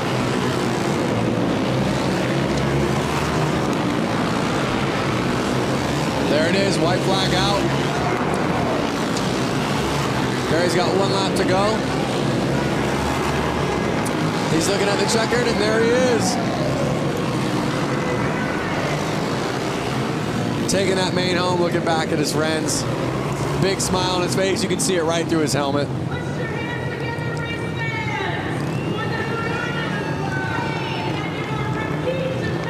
So even with the crash and a little carnage, it was Barry who had to, even after the restart, get that lead back and win it outright, and that he did.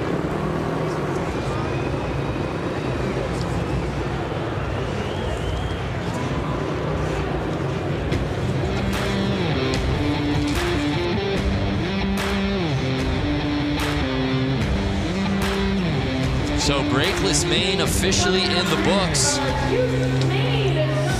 One name I do want to point out, Chuck Dickinson. I don't know if you've seen Chuck around. He's always here. He was, of course, at the 115. Chuck Dickinson, 78 years old. Wow. Let's head down to Diana, who's with our winner from the main. A huge round of applause for Mr. Randy Berry, the number 51 that constantly put down a huge lead on the course. How was that track out there tonight? It was good. It's always a good race with the guys with the brakeless bike. A lot of crashing tonight, but I tried to get a couple and just keep it clean. That's right, you did keep it clean. You maneuvered through the course beautifully with lappers and people who fell down. You got to give these young bucks some advice. Yeah, it's just really good to do it like that. So. All right, we'll give it up. Berry taking the win. Lance Brando, back to you. Yeah, thanks, Diana. His experience showing in spades out here tonight. And how about that, Lance? I mean, you have the start that you're looking for. You're leading the race. You know you're in your game. There's no one in front of you except people that you're lapping, and then all of a sudden that flag comes out. Oh, we got to stop this thing. That's definitely a bummer. Because your heart rate just instantly is like, oh, what? So it's definitely a bummer. I mean, but normally you're confident enough to go, you know what, I can do it again. I know I can lead laps. I know I can be in the lead. I'm going to do it again. And obviously, we saw that he did that. So from Randy Berry and the brakeless gain to the new class, the youth main. So one thing about all these youth bikes lining up, I can hear them, and they're all two-strokes, meaning they're all different style engines than the last ones. These bikes require their gas to be mixed with oil. They're all about 85cc bikes. You can hear it, you can smell it. Oh yeah. And a couple of Tidwells in first and second. It's Trevor Tidwell in the lead. His brother Tyler behind him. These riders have to stay out there for 10 laps.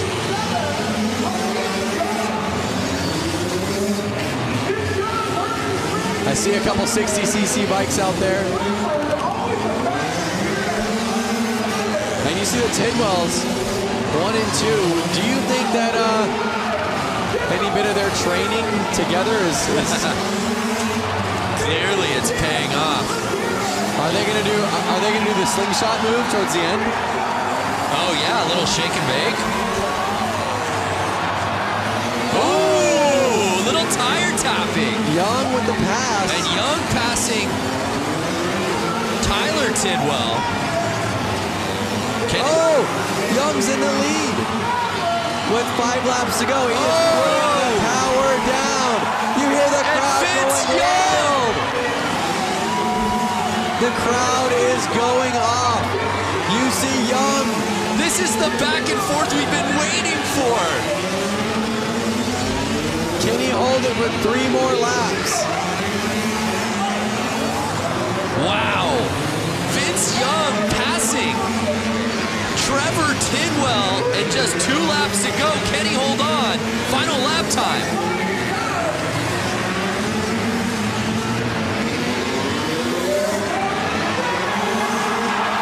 Wow. And did Tidwell pass him? A photo finish, Lance. We gotta see that again. Did Tidwell regain the lead right before the checker? I need to see a replay. That may be a youth main, Lance, but that was easily the best race of the night so far. It's only gonna get better. Wow. Here we are. You see some passing.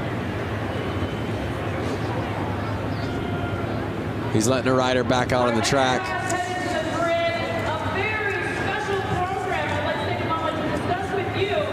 Let's see if we can see that checkered flag pass.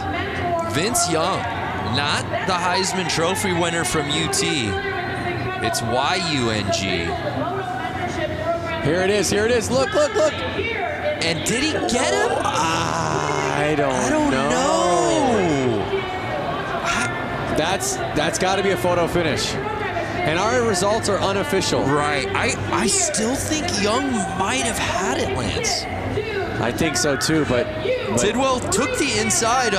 We'll see. We're about to get our official results dropping. That was incredible. But regardless, what a battle between those two. What a race. I hope we see a lot more racing just like that. Yeah, absolutely. Trevor Tidwell was leading that whole way, and then Vince Young, with about 3 laps to go, taking the top spot, only to potentially have been bested by Tidwell, not on the final lap. I'm talking right as the checkered flag was being waved.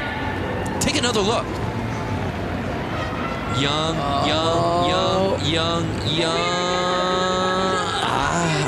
Tidwell on the inside just makes it so interesting. Look at how leaned over Tidwell was. Carrying his momentum right out of that corner. Leaning the bike. That's some savvy racing right there. Incredible. What's up, everyone out there? That's a lot of people getting on the Jumbotron for the first time in their lives. Oh, kiss cam. Kiss cam.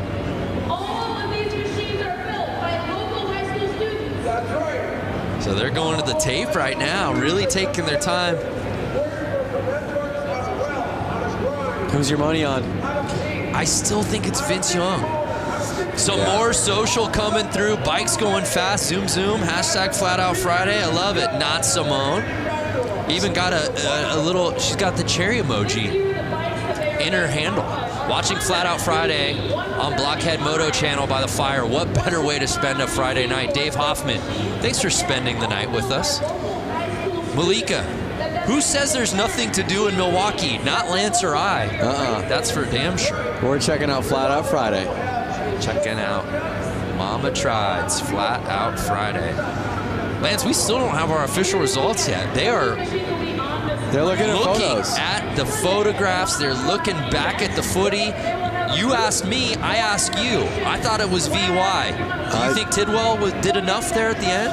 I'm going VY, but they're definitely splitting hairs right now. Could we have a co-champion? No. Somebody passed it first. They are splitting hairs. They're looking at the photo finish right now. Someone has to have a photo. And it's Vince Young. Wow. So in the end, Vince Young bests Trevor Tidwell to take it in the youth main. By a split of a second. Wow, what a performance though. You know, we talk about it, right? The weekend warriors, so many of these guys who have regular day jobs that just travel from all over the country, all over the world to participate in this, sign up and register for their chance at glory, their chance to have fun. I love the youth main because these kids are still gunning for the professional ranks. You know? Definitely. You were there as a youth racer. I was there, and it's so cool for these youth riders to be at this race where there are actually some pros keeping an eye on them. They can go ask them for pointers. They can go ask their opinion. So it's a really great race for the youth and for the new people to ask the pros, hey, what are you doing? Or, hey, we're on the exact same track. Well, let's watch him do it. Yeah. So now it's time for the main build to break down what these bikes are all about. Let's head back down to Johnny. Johnny, break down this class for us. Hey, you know, this is a pretty interesting class. This is actually a high school project where they take CB 175s and they've been working on them, machining them, kind of turning their own vibe on these motorcycles. And it's pretty cool because it's right here in Milwaukee that they're doing this. So it should be interesting. Oh, super cool. Thank you.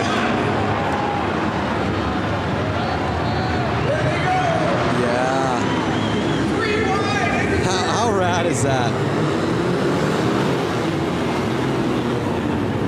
See, I want to be on one of those little bikes like that.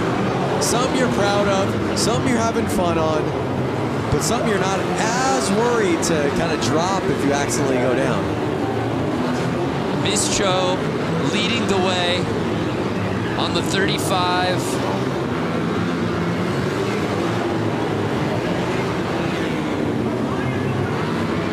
looks like Malinowski might have taken the lead.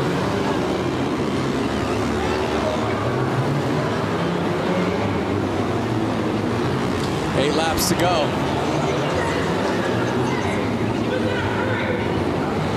Seven laps. The laps are just ticking away. These guys are riding pretty dang fast. Yeah, Ian Malinowski in first place.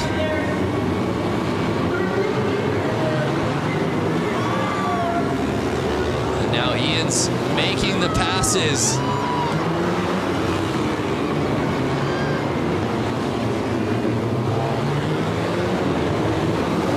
The story behind these bikes, the origin, and that's what the great thing about each of these classes, Lance, is each of these classes tells such an amazing story about not only the riders but the bikes and where they came from. Look at the forks on that bike. Bop, bop, bop. They're kind of bouncing up and down. That's too soft of a fork, and that's going to make the bike actually have a hard time getting traction in the corner. That's going to slow him down. Malinowski, I saw a bike backwards, is covering so much real estate. Hitting outside, hitting inside, making passes both ways. And takes the victory here in the Build Main.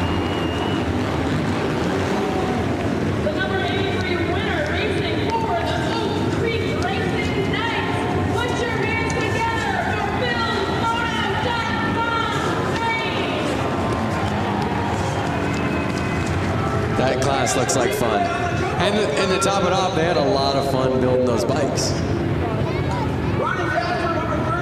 You built a bike earlier this week. I would have loved to see you jump on that and figured out which class you could have gotten in with that thing. I think that class would have... I know we have a couple cool classes coming up. It would have either had to have been hooligan, inappropriate class. Inappropriate, yeah. I could absolutely see you. We could have gone out there in that one. I would say I would have signed up for the inappropriate class. Yeah. Because it's a little bit of an inappropriate bike. It's a little too big. So what would your costume been? Oh boy.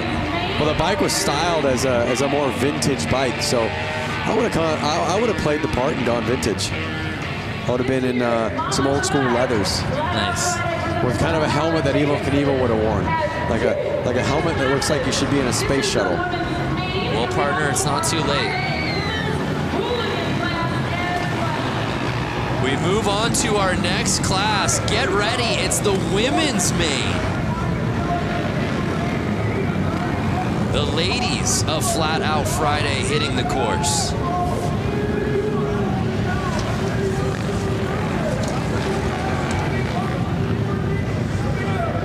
We've got 12 riders out here. And this is one we're really excited to watch. All of these women absolutely ripping on this course. Was watching them in practice earlier today.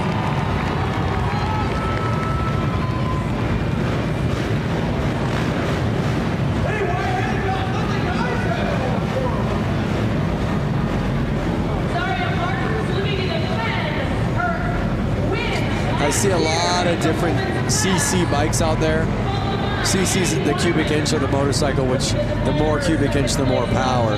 But I'm seeing bikes that could be upwards of 450 cc's, and then bikes that look to be somewhere in the neighborhood of 125 cc's. Yeah, let's bring in Johnny. Are you seeing that as well, Lance? Just talking about the variation in cc's in this category. Oh man, there's a big one. I don't know if you noticed the last bike that pulled up to the start line was a Honda Rebel. Still has the taillight on it, but then you got racer girls that race full time, you know, like all season long. So there's a lot of really strong talent out here, and also a lot of beginners just getting out here for the first time. So we're getting ready to set it off for the women's main. We're having some troubles at the start right now. I'm seeing some gate jumps. I'm seeing some bike stalls. So I think it's their nerves kind of getting to them. And as Johnny said, you see it with hooligan racing. You see it at Flat Out Friday every year. Just so many different types of bikes, but you know you're at Flat Out Friday when you see a tail light out on the race course. Yep. Uh-oh. getting bumped to the back. It was looking like she was having some clutch issues. She kept jumping the gate, but I don't think it was intentional. I think it was either nerves or it was something with the bike. Oh, there we are. Yeah, I'm seeing dirt bikes, but then I see a cruiser bike. Right, and that looks to be Zaria Martins. Oh, she has to be on the third line for those mistakes. They're off. Again, that inside line kind of being the promising one. It looks to be the number 11. Hannah Lang.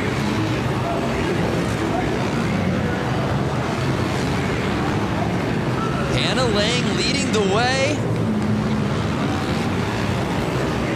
Annie Wyman now taking the lead away on the 158 plate.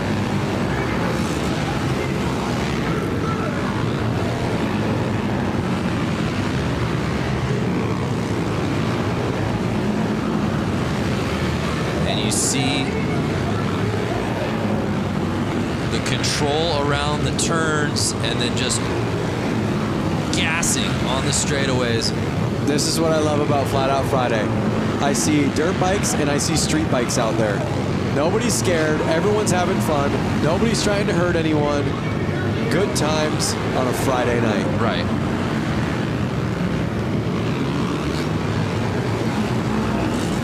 So it's Wyman still leading the way with Megan Funk right behind her. 4 laps to go.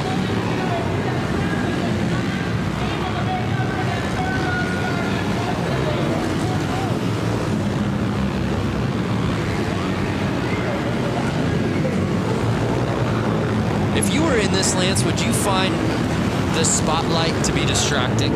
I don't mean that figuratively. I mean literally the spotlight being on the leader. Yeah, I know what you're saying. I think that you're so focused, you're so looking forward at what's going to happen next. Your mind is so in the race. The light, you're probably... Oh, no! She was trying to get that last lap pass. Hannah Lang touching tires with our leader, Wyman, holding on to the top spot. So I think that the spotlight goes unnoticed. I really do. I think your mind's so focused on the race, that's not something you're thinking about. And how about back to what we just saw? Obviously, Wyman did herself some racing there in the women's main, but Lang, who had the lead lap 1, really going for it there at the end, Lance. Hey, just like you said, you ain't first, you're last. Look at that. I say that jokingly because we never want to see anybody crash. Luckily, it looks as if the crash, she's okay. I believe she probably got up after that. It didn't even seem to deter Wyman at all. I think she was straight up enough, far enough out of the corner that it wasn't going to affect her. So Annie Wyman taking it in the women's main. Let's head down to Diana, who's with Annie. Annie Wyman, congratulations. You took the lead, smooth race, and someone almost knocked you down right as you're crossing the finish line for the win. How was tonight for you? Thank you so much. It was a really close race, but I had a lot of fun. It's my first win ever at Flat Out Friday. I wanted to thank my dad for taking me here and all my sponsors for helping me out. First time at Flat Out Friday must be a good luck charm. Congratulations, Wyman taking the win. Yeah, what a performance from Wyman in the women's main. Didn't have the lead early, but was able to climb the ladder, took the top spot by lap number 2, and then there was no looking back. Even got a tire tap there on the final lap. And now it's that category Lance has been waiting for, the scooter main. Let me out there. I wonder if they would have let, I guess a scooter, you probably have to have that section in the bike where your feet can kind of sit on that platform. The scooter main. Do you have a scooter at home? I don't. I have once upon a time. I was actually able to trade my van for it straight up. So a scooter is a light two-wheeled open motor vehicle on which the driver sits over an enclosed engine with legs together and feet resting on the footboard. Look how old that Vespa is. Just a nice vintage Vespa. This is what Flat Out Friday is all about. 8 riders on scooters. And Lance, the reality is almost all of these guys have been out here for other races as well. Just bringing their scooter from home. This is the fun class. Oh, look, they were tied up. This is the fun class. This is the class that I want to be in. Let me out there. Absolutely amazing. Lepsinski leading the way. These are the grocery getters. These are the coffee getters. It's an electric factory in the arena right now. The fans are losing their minds. And they have to race 10 laps on these. They are treated the same way the pros are. That's what's so cool. They don't take this joke class like a joke. They take it serious. They have to do the exact same amount of laps as the women main just did, as all the other mains are doing. So Lepsinski leading the way.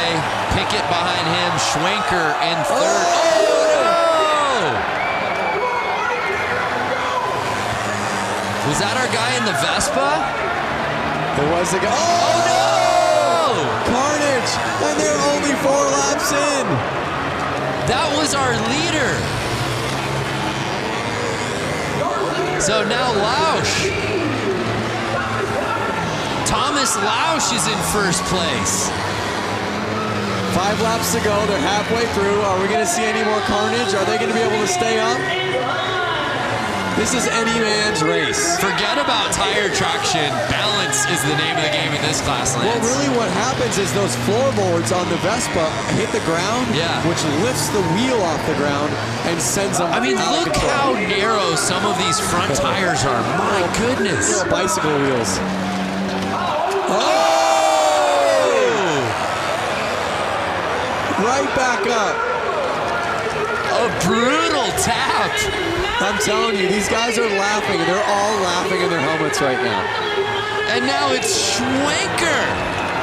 Logan Schwenker leading the way. Will he get past? And he does. Andy Pickett. We've seen 4 lead changes. And the checkered flag comes in. And Andy Pickett on the final lap. The crowd is going wild. Taking the W. There he goes.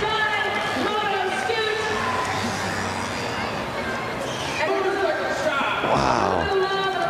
I've got a grin ear to ear right now. That was amazing. Yeah, I was smiling the whole way. Oh!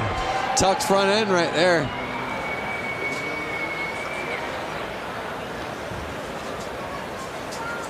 Let's see what we have coming up.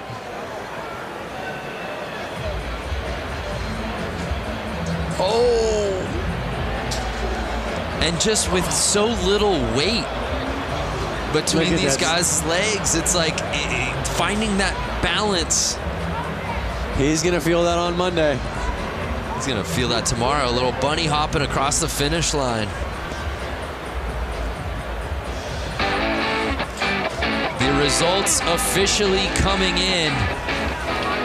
And it was Andy Pickett, our 4th and final lead change, who was able to take the top spot away from Logan Schwenker. What a race, a crowd pleaser. Let's send it down to Diana, who's with Andy.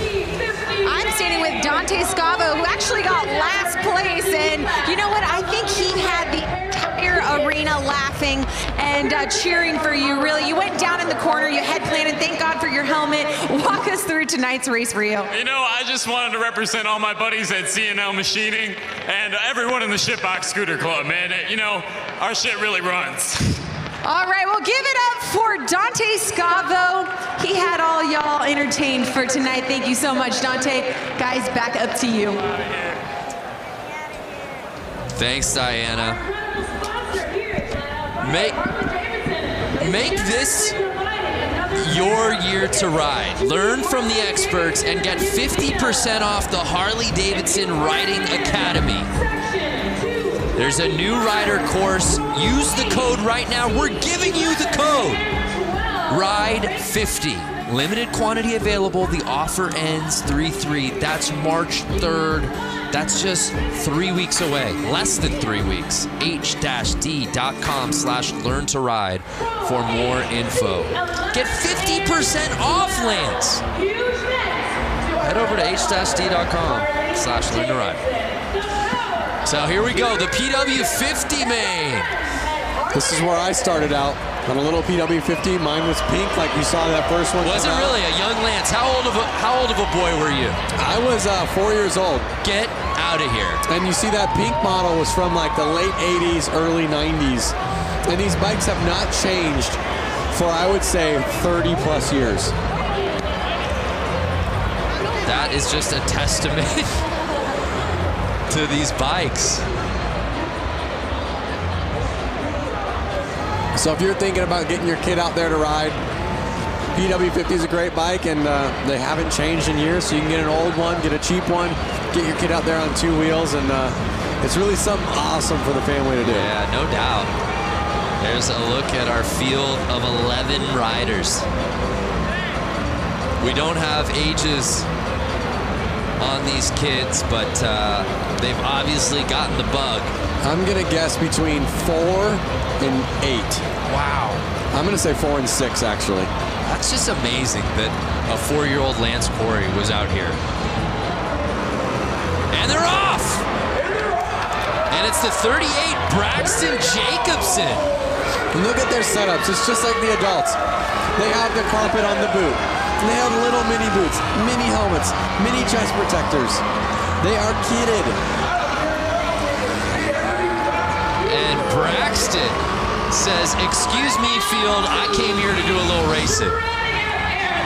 Just getting his lap on. And Lance, he is riding at another speed out here tonight. He is riding at another speed. He's looking a little big on the bike, so I'm gonna guess he's a little bit older. But once again, he fits that bike. He's out there racing, and he's having a blast. Perfect form. And the checkered flags are out. And was there any doubt? Braxton Jacobson with a wave to the crowd. What a pro here in the PW50s.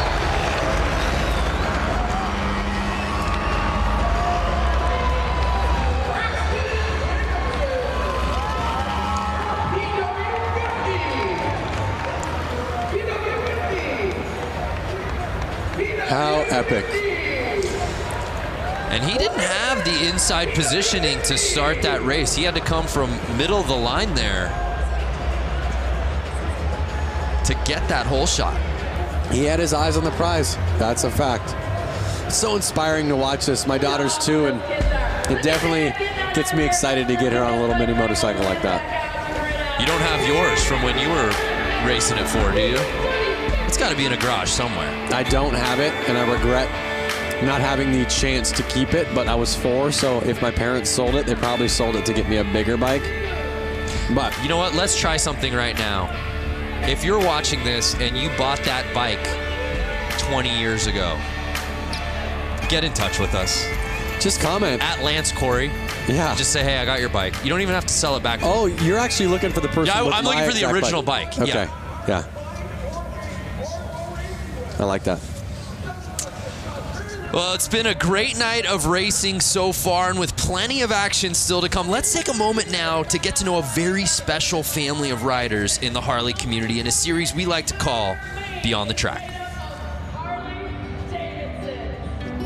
My wife, her name is Liz. Our first date was actually a motorcycle ride. From there, we just knew that we both loved 2 wheels. We have 2 sons.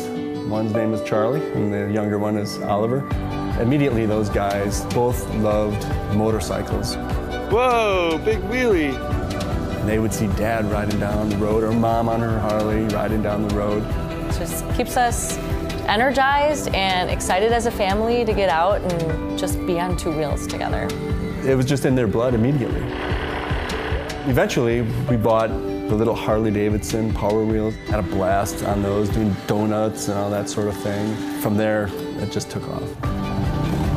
Flat Out Friday is a non-stop, action-packed show for kids and adults of all ages. So this year, I'm going to be racing in the amateur 450 class. And then the boys are going to be racing as well. Now I get to be part of a pit crew, seeing as how my 4-year-old is racing his little PW50 this year for the first time. As a dad, seeing the kids out there and my wife getting out on her dirt bike, it brings me so much joy. Like, I'm just lucky that, you know, the boys got into it. I found a beautiful wife who loves it too. That is amazing, and that's what makes motorcycle racing and Flat Out Friday a truly family affair. You know, it's fitting, being in Harley-Davidson country, that Diana is joined by our next guest. Diana, who do you got for us? I'm standing here with some Harley-Davidson royalty. Bill Davidson, the great-grandson of William A. Davidson. It's an absolute honor to be standing here with you, especially here with the Flat Out Friday, the Mama Tried weekend. Thank you so much for coming. How has your week with Brewtown Throwdown been going so far? It has been outstanding. It's so exciting to be here tonight at Flat Out Friday. All the riders here, all the enthusiasts here, the excitement, you can hear it, you can see it. It's awesome. That's right. Well, you know what? We started our week off at Brewtown Throwdown. Then we head over to the museum, go to the restaurant, all that good stuff. You are the vice president of the Harley-Davidson Museum. If someone has never been there, what can they expect when they go there? Well, the Harley-Davidson Museum is like a treasure chest. It's over 115 years of Harley-Davidson. So you can just imagine the motorcycles, the memorabilia. We've got special products like Elvis Presley's Sportster. We've got a double-engine knucklehead called King Kong. Peter Fonda's Easy Rider motorcycle. It's an amazing place to come and visit and experience what Harley-Davidson has created over this 115-year time span. It's outstanding. It really is outstanding. I hung out at the museum during the 115th anniversary. I was busy nonetheless. I didn't even have to leave the museum because if I wanted lunch or dinner, I could just head over to Motor. There's so much more to do at the museum than see the museum. Absolutely. There's a great restaurant called Motor. There's a bar called the Can Room. We've got so many events that take place. We do bike nights there. And this summer, starting June 15th, we have a special exhibit that's called the Daredevil exhibit, which is going to be unbelievable. Some of the things that we're bringing in, like Evel Knievel's XR750. We have a motorcycle that's rocket-powered with helicopter blades, and it was designed to jump Niagara Falls. It's so amazing. If you guys haven't been to the museum, I mean, they go above and beyond there, and you guys won't want to miss the Daredevil exhibit. It's going to be coming around June 15th. June 15th. And you guys can't miss it. And is there anything else that when people are watching, what do they need to know about the Daredevil in the Harley-Davidson Museum? Well, you can't miss it. It's going to be spectacular. Some of the things we're gathering up actually from around the world, representing daredevils through the years, whether it's been on horses or bicycles or motorcycles or cars. It's going to be at the Harley-Davidson Museum this summer. Well, do not miss it. June 15th, Daredevil. Bill Davidson, such an honor to be standing next to you, and thank you so much for all of your family's history and lineage. Thank you. Brando, Lance, I'm going to send it back up to you guys. I bet you're jealous right now.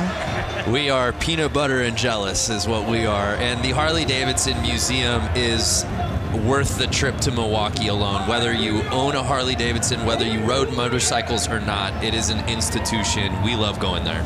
I love the Harley-Davidson Museum. I love the food that they have there. I love the memorabilia that you can buy. Well, tonight's broadcast is brought to you by the all-new electric Livewire. Plug into a new kind of thrill. Discover more at h-d.com/livewire. And by Eagle Rider Rentals and Tours. With more than 150 locations in the United States, rent your dream bike for a road trip across town or across the country. Eagle Rider's the official U.S. provider of rentals and tours for Harley-Davidson Motor Company. Visit eaglerider.com to learn more. Well, the show moves on here at Flat Out Friday as we move on to our next class. It's time for the women's hooligan main race. Let's head back down to Johnny for a little report from the course. Johnny, how you been, man? Just down here watching the action. We got a full class of women hooligan bikes this afternoon. And to me, if you look at these women, there's not many over 5'10". I'm 6 foot, and these things are 500-pound motorcycles. And even me riding them around on the street, I get, intimidated. So these girls are jumping out here, and they're going to put on a show. The racing's going to be really good. Throwing these bikes around like they're mini bikes and make some good passes. I'm excited for this. Yeah, we are too. Well said. What a sharp lineup of motorcycles, Lance. Yeah, I'm looking at the start list right now and looking at the women out there. I see a name that's familiar, Kaylin Thorian. She is a professional skier. Right. Who loves to ride Harley-Davidsons. Clearly. The bike she's on is not even her bike. She flew here, asked to borrow one of the hooligan racers' bikes, so she's out on someone else's bike. She loves racing so much, she loves motorcycles so much that she found herself out here sans bike and just said, I'll figure it out. Yep, and she's right there, the number 46. You could see her about five women in. Four women in. Keep an eye on her. Also in this lineup, Hannah Lang, who went down on the final lap in her previous race. 2 down so far. Never a good thing to see on the first lap. They're running a red flag. Usually means pull over. Let's get this cleaned up. Everyone, let's restart this race. Yeah, that's a tough start. It's never a good thing to see people go down on the first corner. And we've been saying it, though. You get your laps in early, and then it's just so much of sit around and wait, and you finally get to that point. And it's such a buzzkill right out of the gate to go down. Oh, man. The adrenaline. Ooh. I'm worried. Was that Kaylin? I think that was Kaylin. Yeah, that was Kaylin who I was talking about. Yeah. And you also see... Look at her. Look at how tough she is. She's not scared. She wants to get back out there, but they need to get the bike straightened up. Right. She is tough. Kaylin Thorian, and she's trying to get back out there. Looks like she's going back out. Awesome. Love to see that. What did I tell you? Keep an eye on her. Again, what a story, traveling out here to Milwaukee without a bike. She just crashed somebody else's bike. Just crashed somebody else's bike who might be racing later tonight. We don't know. That's one of the Suicide Machine Co. bikes. I'm not sure if they made it in the main or not. But you got to be a pretty nice person to, let somebody go out there and race your bike. Again, they're just doing this for fun. Nothing serious. They literally are like, oh, you want to race my bike? Yeah, go race it. And then she just kind of comes like, sorry. I'm sure they're gonna go up to her and go, wow, we're so stoked you got back out there. Look at her. Something's up with her shoulder, but she's back out there. Everyone's kind of cheering her on. She's ready to go. Her adrenaline is just pumping. You know she's gonna be sore. So we'll set it off. Take 2. And really, that underscores the fact that Hannah Lang, much like her previous race, got off to a fantastic start, and she does just that again, grabbing hole shot.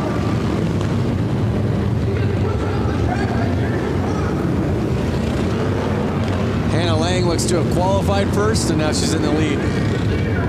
We'll see if she can keep that fastest lap time at the front of the track. So she's holding on to the top spot, but she's on the outside. Oh! And she pushes off. That was Lassen. That was Lassen, who was right behind her. Kristen Lassen was pushing hard, but pushed a little too hard.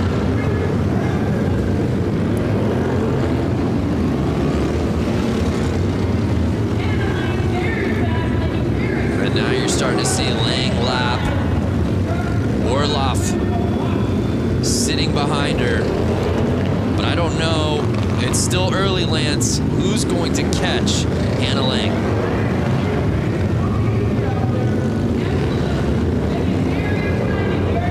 They're a minute in the race. You can already see Lang's got a 5-second lead on Orloff. Mia Orloff sitting in that second position, but she's got so much ground to cover, and Hannah Lang just seems to be getting faster as this final moves on. Every lap, your confidence kind of boosts and boosts and boosts. You're getting more comfortable. You feel the track more and more. You understand the track more and more.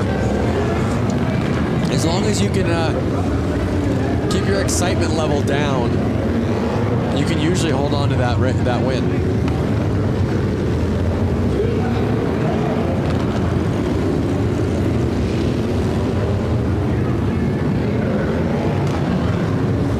Two laps to go. Hannah Lang, can she go the distance and win this thing from start to finish? And she does just that. The unofficial results dropping.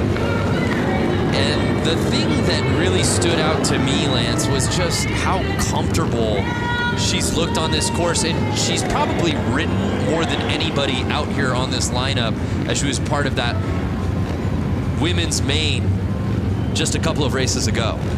I actually believe I ran into Hannah Lang in the pits, and there was a couple other racers kind of pointing her out, saying, keep an eye on her. She's going to be the one with the win tonight. So I think the whole kind of pit knew it, the whole crew knew it, and she pulled it off. Well, Hannah looked so good in the women's main, but wasn't able to take the top spot. That changed here in the women's hooligan as she takes it.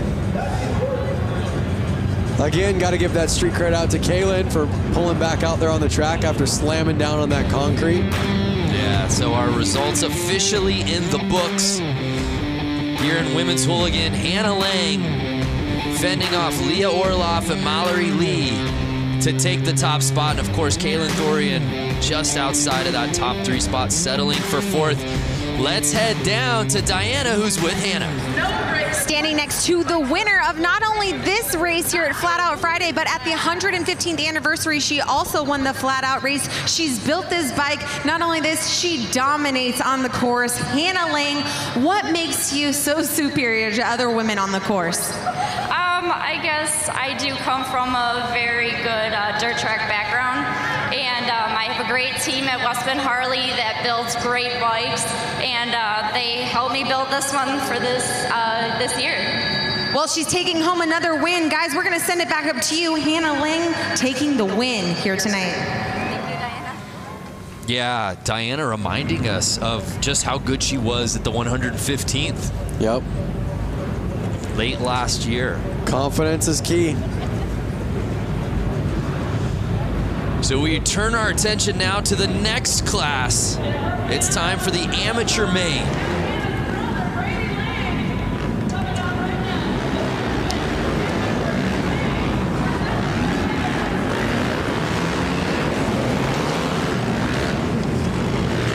So the open amateur main featuring 12 riders.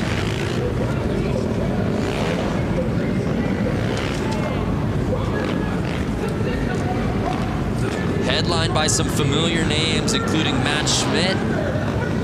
I see number 90 of Brady Lang. I'm wondering if that's a relative. Oh yeah, of Hannah, possibly.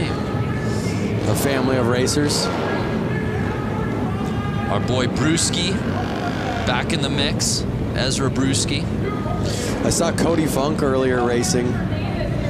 See him out there again.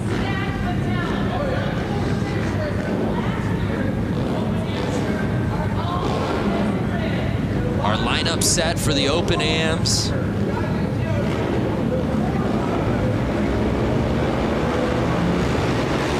Chaz Maimon Jr. on the inside. Can he grab the lead early? He does just that. Hugging the inside so he doesn't get past, staying on the gas.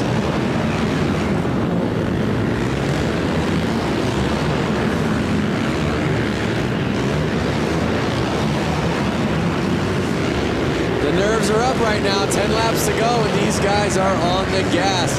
They are wheel to wheel right now. Lang is on Chaz Maimon's heels. Can he catch him? And you see him, Lance, trying to get that inside, but Maimon not giving him any room. They are not letting off. They want to pass. It's such a tight track. It's so hard to pass, but we've seen it happen. It might happen. 6 laps to go. Look at how fast this race is going. And Maimon just continues to be relentless with holding on the inside. Lang's doing everything he can to push through.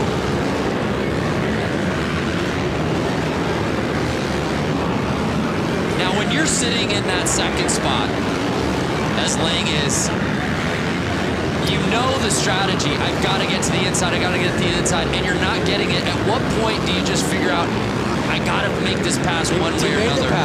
Did he make the pass? Oh, man down, rider down. He's in the lead. He made the pass. Lang made the pass. You're right. Lang is on top.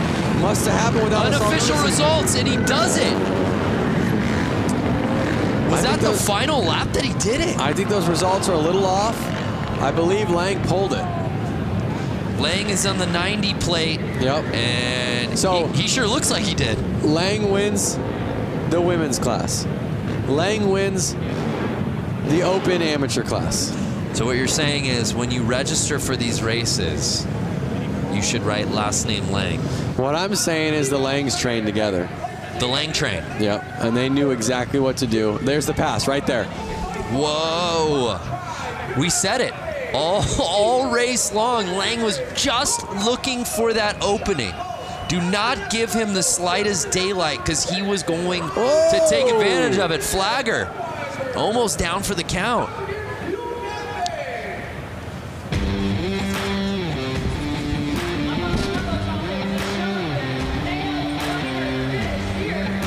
So it appeared that Brady Lang, when it mattered most on the final lap, was able to make his pass to the inside. Let's send it down to Diana. Here with Brady Lang, the winner of tonight's Flat Out Friday, but he also won at the 115th anniversary. Now here he won, making a clean pass on Maimon. Walk us through what happened. Well, he was leading, I was working on him, and he screwed up and I took advantage of it. Taking advantage of it. And I know for those of you watching on Facebook Live right now, you can't hear the crowd, but you know what? That one got him good. Is there anyone that you would like to thank and also congratulate your sister, both you guys winning here tonight? Yeah, I'd definitely like to thank Southeast Sales, West Bend Harley, Spectral Oils, Bell Helmets, Trier Distributing, Moose Racing, Promotion, and that's all I can think of for now. All right, congratulations. Another Lang on the podium. Brando Lance, back to you. Brady Lang is an absolute gamer. Diana, next time you ask the winner, I want to know like what they had for breakfast and lunch. Were they so nervous that they could barely eat, or did they load up? Yeah, what was the meal of choice today? Were you a guy? You obviously competed at the highest level at X Games, winning gold. How about nerves? How much did that play for you on race day and contest day? Nerves were huge, and I always tried to eat a super bland meal. I would eat rice, chicken, something that I knew wasn't going to mess my stomach up. I'm sorry, Lance. We'll have to continue this thought in just a second. I'm not quite sure what's happening here. In Milwaukee, hanging out, having a great time. I brought some of my guys with us. We're having a great time watching the riders in the back, watching the races, doing a great thing. We want to thank everybody for coming out tonight. Let you know we got a big show coming up at Turner Hall in September. We got a couple other big shows coming up. We hope to see you guys if you're in town. I want everyone tonight, have a drink, have a good time, get a little rowdy, get a little crazy. It's become rogue down here on the course. Diana, what's going on down there? You know what? I have a little bit of wrestling experience, and this to me looks like a showdown. Oh my goodness. You're so lucky, Brandon, that you're not down here because I feel like they would break you up into little pieces. Oh, wow. They would just chew you up. Tell me how you really feel. Jeez. Oh no, they're not gonna. Diana, they're not gonna throw him on this table, are they? No. Whoa. Thank you, Milwaukee. Lance, the man has a family, Lance. What did they put in their Wheaties this morning, guys? That's what I want to know. They just threw that man on a table and broke the table. Was that Vance or Lance? Hey now, hey that was now. Lance's alter ego, Vance. You know, that's got me thinking, Diana, Lance. Obviously, these wrestler takeover. What would be your wrestling name? Diana, what would if you're wrestling? What would be your nickname? You know what? I honestly can't even answer that because I don't know. Why don't you give me a name, Brandon, right now? Give me a name. Diana. What rolls off the tongue with Diana? Dirty Diana. Okay, you said it. If you could say it, I could. That would be your walk-in music. Yes. Michael Jackson, Dirty Diana, right? I would even do the little hip thrust, you know, like little pop that he does. Woo! Ow! Lance is quiet. Look, you can't even get a word out. He's just. I was the one that went. Ooh. Oh, okay, you mean Lancelot? Lancelot. That was would be. And he would be like a night theme, like sort of a middle-aged theme, Middle Ages. Exactly what I was just gonna say. He would come out to the Lancelot music, have a sword. Girls would love him. Diane, how's it going over there? Diane, is that you? Vance and Diane, the alter egos have come out. Oh my gosh. Hey, it's time for some racing. Who's ready for Booty Man? Booty, the best race of the night. Booty Mains. Lance, you love this one. Talk to us about Booty Main. Booty Main, basically, they got to be on a pull start bike. It's got to have no suspension. I guess they probably get a rear brake on those things. It's kind of something that you would pull out of your shed with your lawnmower motor in it. It does sound like a lot of lawnmowers.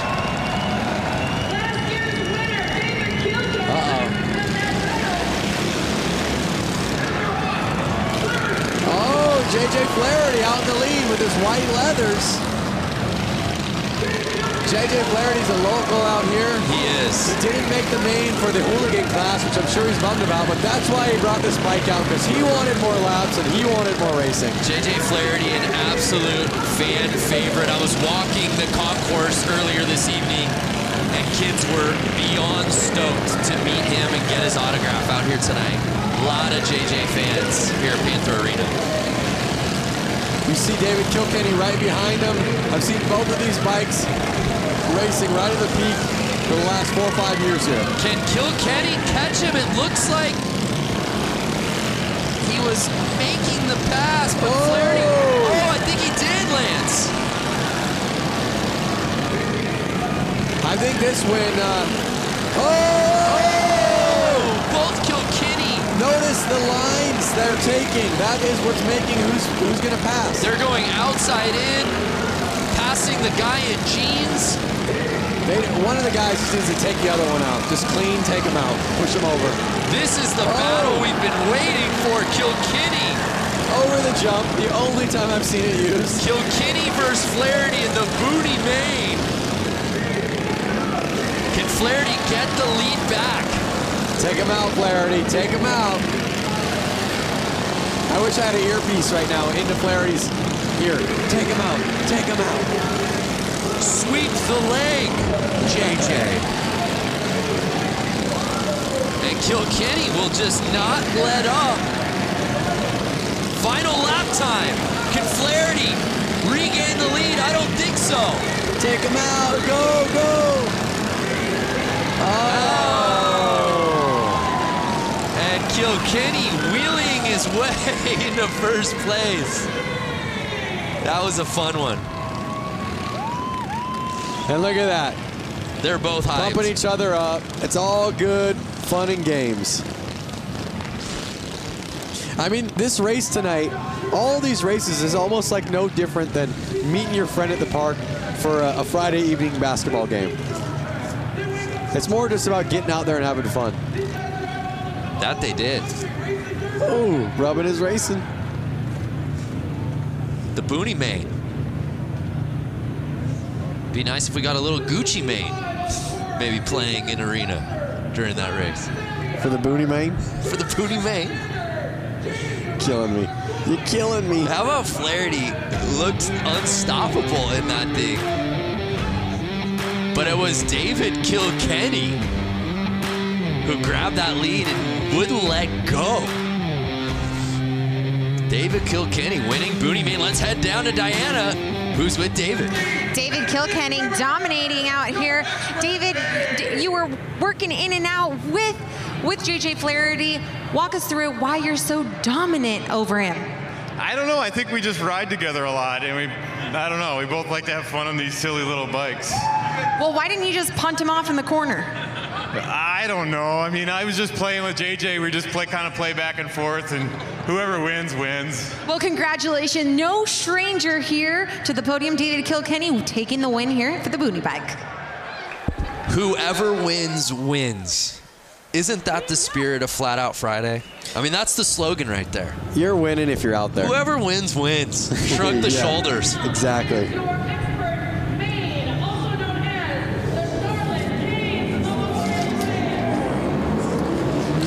Now we're getting into the big dogs, Lance. Expert main. That means we've got to bring in our pro, Johnny. Break down this category for us, these riders, these bikes. So, you know, these guys are on 450s. They're used to racing on bigger tracks. You know, the spectators are about the same, so the nerves aren't so much. It's just a tight track that's really going to amp these guys up. You know, all day long they've been watching the track, you know, really seeing if the track is changing. Because these guys, unlike those guys, you know, just said on the boonies, hey, whoever wins, wins. It's not these guys. They're wanting to take home this win. Even though they're not the big show here tonight, because the hooligans kind of take over, these guys want to win. They have bragging rights because this is off season for them, and they want to go into the season saying, hey, I won Flat Out Friday. I bumped the guy out of the way. You know, it's going to get aggressive. These guys are going to put on a good show. You know, and it's going to be a quick race. It's going to show some cool racecraft out of these guys on this racetrack. Yeah, that's a really good point from Johnny. It is a really nice teaser for the season for a lot of these guys. On top of bragging rights, there's something about getting this win here tonight. And just to add this to your resume as another win, sure. it always helps your resume to have one more win on it. And they're off. It was the 65 who got the lead. And oh my, the 20 plate. Doing a little bouncing and taking over the top spot. One of Harley-Davidson's themselves. Jared Vanderkoop.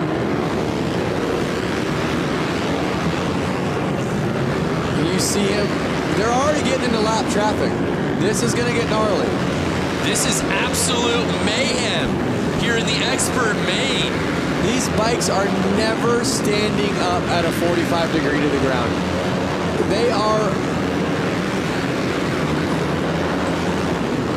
actually at a 90 degree to the ground. They're at a 45 the whole time.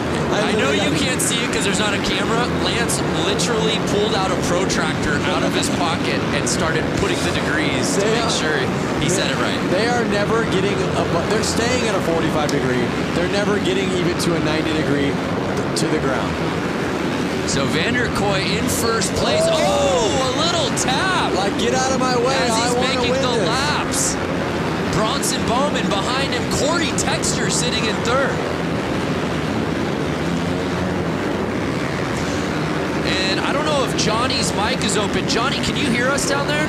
Hear you loud and clear, man. Yeah, talk to us so far.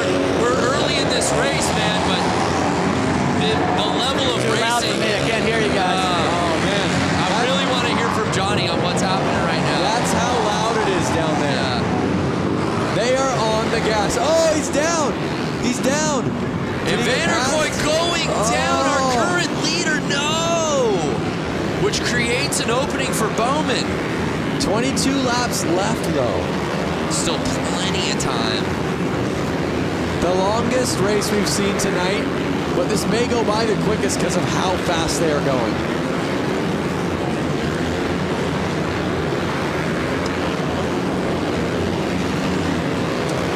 So it's Bowman still in first place, Corey Texter behind him. And you know who I don't see any side of, at least at the top, is the 69 plate, Sammy Halpert. Notice how fast these guys are changing positions right now.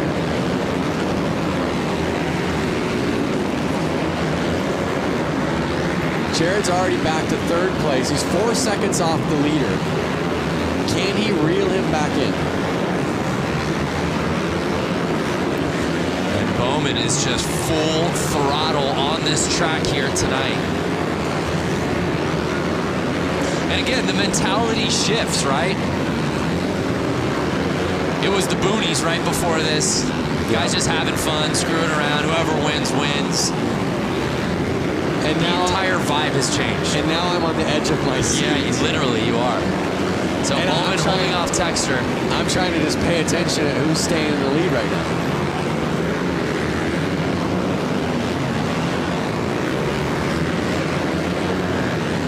So Texter just over a second off. It's really a two-man race. Final 9 laps to go right now. Spotlight is staying on Bowman. But again, credit to Vanderkoy for getting all the way back in. Now he's sitting in third. 8 laps to go. 7 laps to go. You're right, though. In the blink of an eye, we went 25 down to 6 laps. Yep. That 1/16th track will do that to you.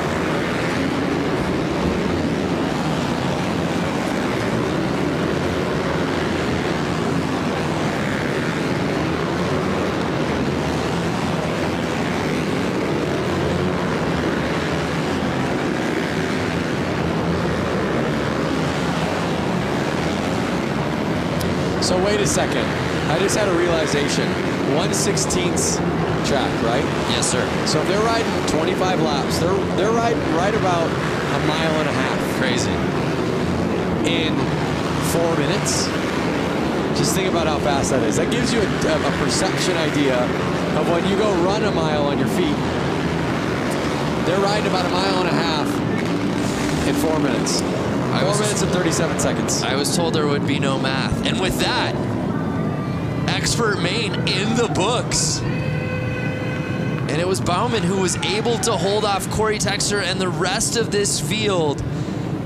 And as Johnny said, bragging rights heading into the season. Johnny, can you hear us? Now let's calm down a little bit. Yeah, that was some, man. some intense racing there. Talk to us about what went down.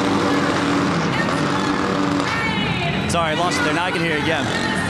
Yeah, Johnny, just your analysis of that race. As you said, early season bragging rights on the line. Yeah, you know, it was definitely a bar bagging. You know, Vanderkoy just lost it there, spun out, leading the race, and then, you know, with Texter catching him, I don't know if you guys really caught on to that, but it came down close. I think, you know, if they would have had a little bit more laps, you know, that happened really fast. Our races are a little longer time, not laps, but time. Right. You know, these guys had enough energy to keep going, but it was, you know, it just ran out of time. But that was a good race. You know, you have to put up to these guys. That, you know, they fall, but they're doing 7 seconds around this track. I don't know if you guys realize that, but it was 7 seconds of lap time with these guys. So they're traveling a lot of distance pretty quick in this little arena. The results are in, and it was Bronson taking the top spot. Jared Vanderkoy was leading early, but unfortunately going down. Still a top 3 finish, but wasn't able to win the thing outright. Let's head down to Diana, who's with our winner. Your 2-time winner, Bronson Bowman. Congratulations, capitalizing off of Vanderkoy's mistake and brought home the win. Yeah, definitely. I hate to see my best friend go down like that while leading the race. I would have been pumped with the 1 and 2, but you know, luck has it. Last year I crashed during the main event and picked it back up and got the win. So to get the win again here tonight, 2 years in a row is awesome.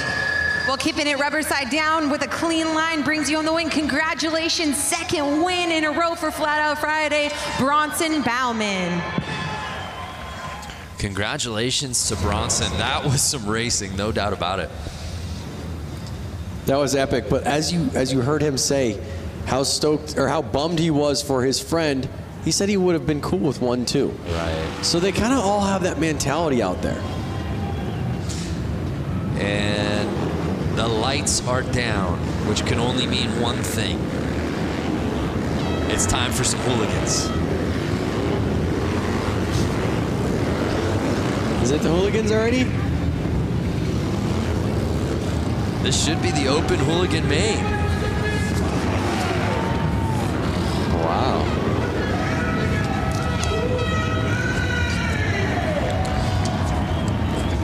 The night is going by so fast. Crazy. I'm like, we're already to the hooligan main? Really the foundation of Flat Out Friday. The spirit of this night of racing is really headlined by this class, Lance. A group of guys that really got this going from Southern California that made it kind of known in the social media world and showed the fun about it and showed that you don't need to take it too seriously. You can have fun. You can build these bikes in your garage. You can work all week. You can go out with your buddies and you can go race. And it's really caught on nationwide and I'm sure worldwide. And it's just so cool to see this class have 100 people sign up for it today. Unreal. So a lot of familiar names in this starting list, and they're off.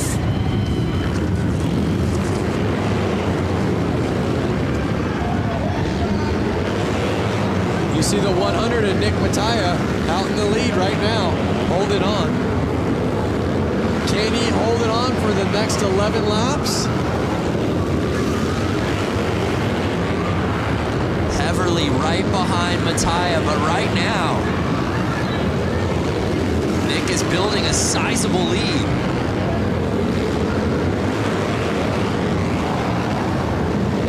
And now Mishler passing Heverly, for right behind Mattia.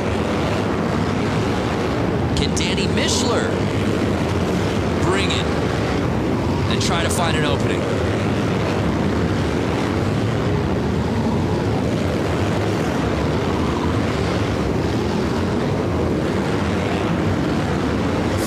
To go over halfway through the race. Nick Mattia just making this thing look effortless. You can see how calm he looks. You can see how smooth he looks. And that's what really you see in most winners. Now Benny Carlson has jumped up into second place. Oh no! Heverly passing Carlson for second. I don't know who's going to be able to touch Nick Mattia for that top spot. As he passes the checkered flag. Nick Mattia getting the whole shot and never looking back.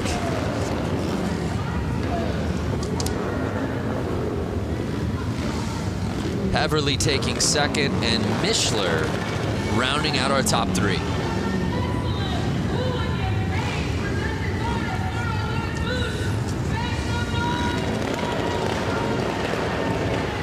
Look at that, rubbing his racing. Yeah, there's a great look on the inside. Oh, look at him riding those cones right there.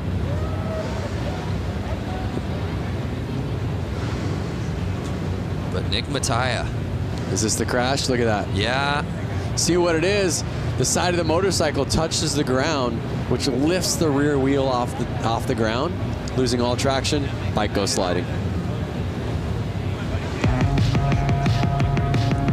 So Nick Mattia taking the win, heavily contested though. It was really a battle for second place between Carlson, Mishler, and eventually Heverly, who ends up taking that spot. But it was Nick Mattia winning the Hooligan Main. Let's head down to Diana, who's with Nick.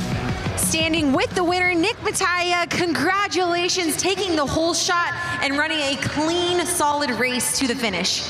Yeah, thanks to my dad and everybody that helps me so much. I got a rocket start and was able to get out front and just kind of put in some consistent laps. You were just telling me that you pretty much came here and reclaimed the Mattia name. I'm not going to say that there's a ton of weight on my shoulders, but I felt like I needed to do something after my brother's crash last year, riding Charlotte's bike with 2 laps to go. And I'm happy to bring home the win, especially for him. He just had knee constructive surgery, and he couldn't be here today, but this win is for him because I know he wants to be here. Well, a huge win. Congratulations to Nick Mattia and the entire Mattia family. Brando Lance, up to you. Yeah, thank you, Diana. Nick Mattia leaving no doubt about it.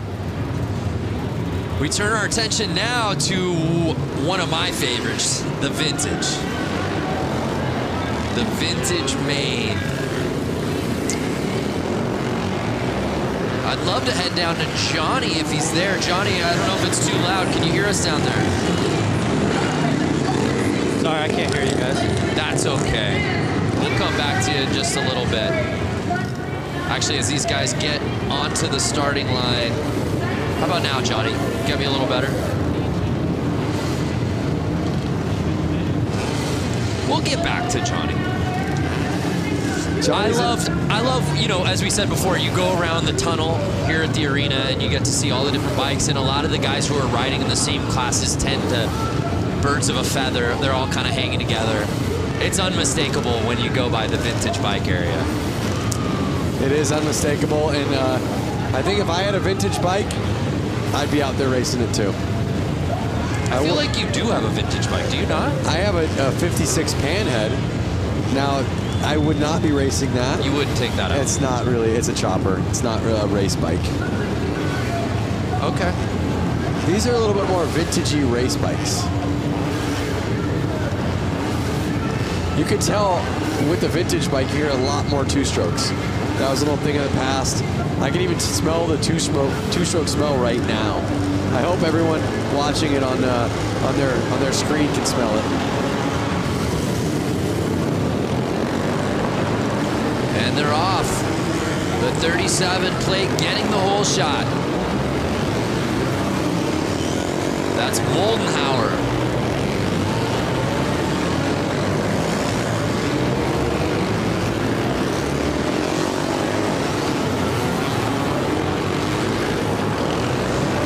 Really neat, Lance, was watching this class out during the Harley-Davidson. Oh, look at that. Oh!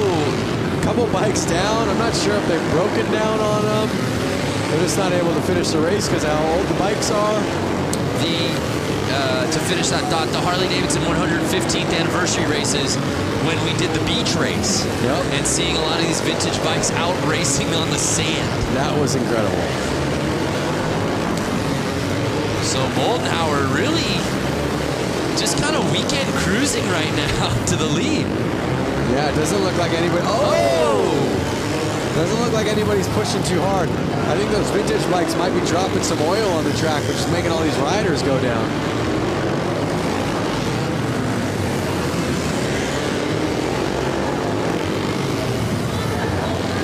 So 4 laps to go. Moldenhauer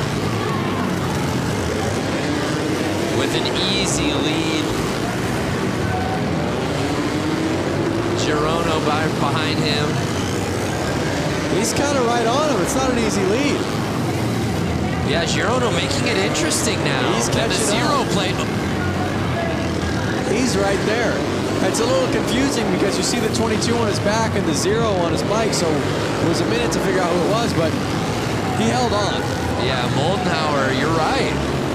It was just tough because he had built such a lead. You just felt like he was lapping everyone in the field. Yep. But he's able to hold on, and he gets the win.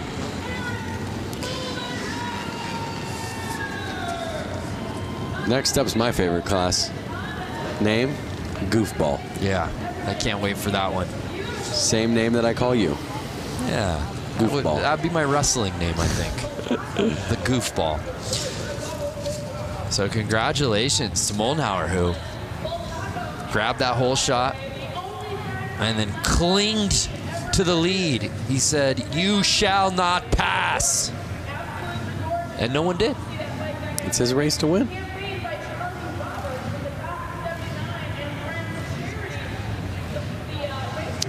So the final results officially in.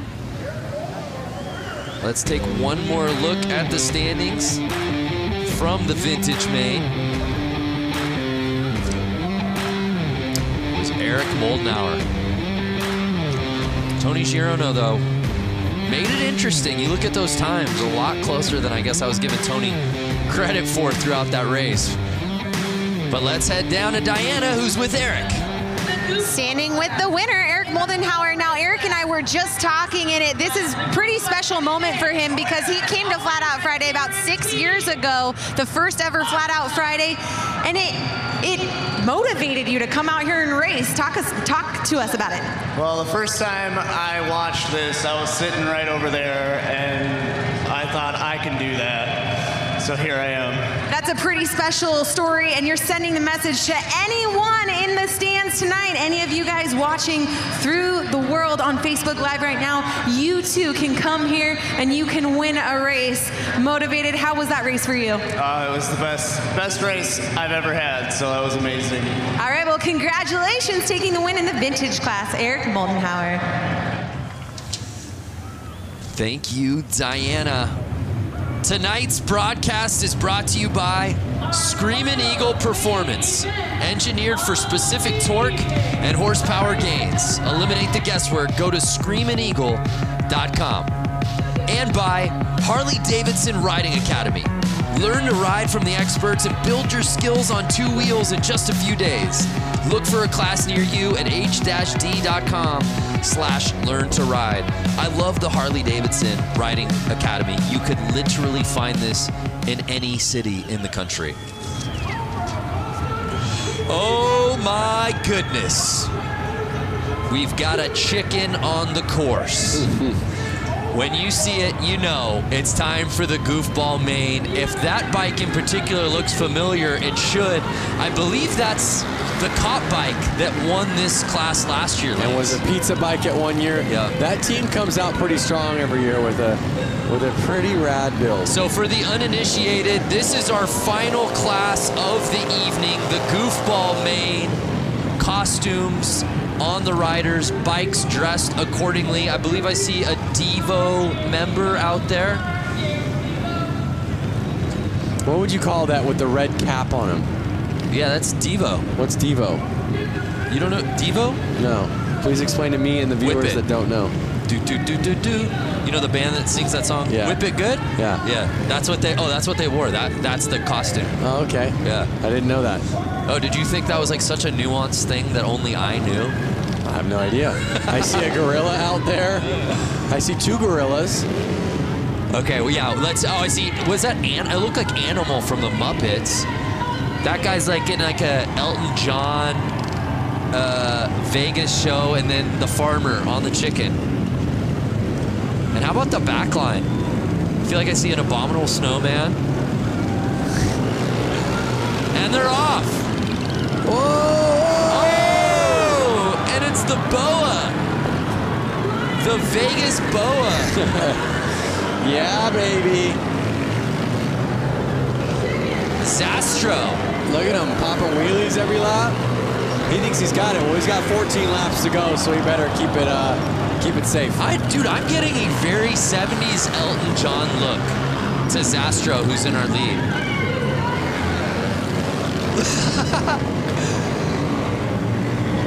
An unmistakable flair from Zastro around this course. Oh, the chicken! The chicken hit the ground. The farmer could not control his chicken. What's the 3-wheeler doing? Chicken's down. Elvis is running it. Who's going to catch the boas? as he's making his laps. Nine laps to go. I'm kind of hoping he makes somewhat of a mistake so somebody catches up to him. I just hope that he does win it so we can ask Diana during the winner's interview what exactly he's going for on this look. I want that lawnmower. Hey, Diana, can you hear us? I can hear you. I think what I am going to be asking him is just, was Elton his inspiration? I think he's going to say yes. But you know what? I really do have to give a shout out to the guy who's in the red jumpsuit, the number 77, John Dunbar. He actually works for Harley-Davidson, and he has this little boonie bike that he basically contrapted together. It almost looks like it has a sidecar. But guys, that's actually the engine. Oh, so no way! Both of his hand grips are his throttle, and I just got to give a shout out because he's one of my bosses at Harley-Davidson. So hey, pal, good job out there. Hey, pander when you can, Diana. No shame in the game. Oh, I did not realize that's actually not a sidecar, but the motor itself. That's amazing. I think he legit has 2 motors on it. 2 engines on it, I should say. Bike's off to the side. Everyone's being goofballs. And I saw Two the laps to checkered go. out. Did the checkered come out? The checkered came out. I don't know if there's confusion out on the course. I think they're just trying to get him off the track. Get your goofballs off the track. So Zastro. Uh-oh. Joe is freaking at Goodland. He's letting it go. The farmer. Hey, if you can't burn out in the goofball class, when can you, Lance? He's trying to shut his bike off. Stop, stop. And you see the police lights shining through the kit. What came first, the chicken or the hen? I think the chicken. And they're not getting off the track. No, they're not. Can you blame them? I want to see a wheelie for an entire lap. It can happen. It can happen. So that was awesome. Let's relive that first lap. Look at that save, though. And let's not forget, he being the farmer and the chicken, the farmer in the Dell, won this race last year as a police officer. But it was Zastro, and what I believe to be 70s Elton John garb taking the win.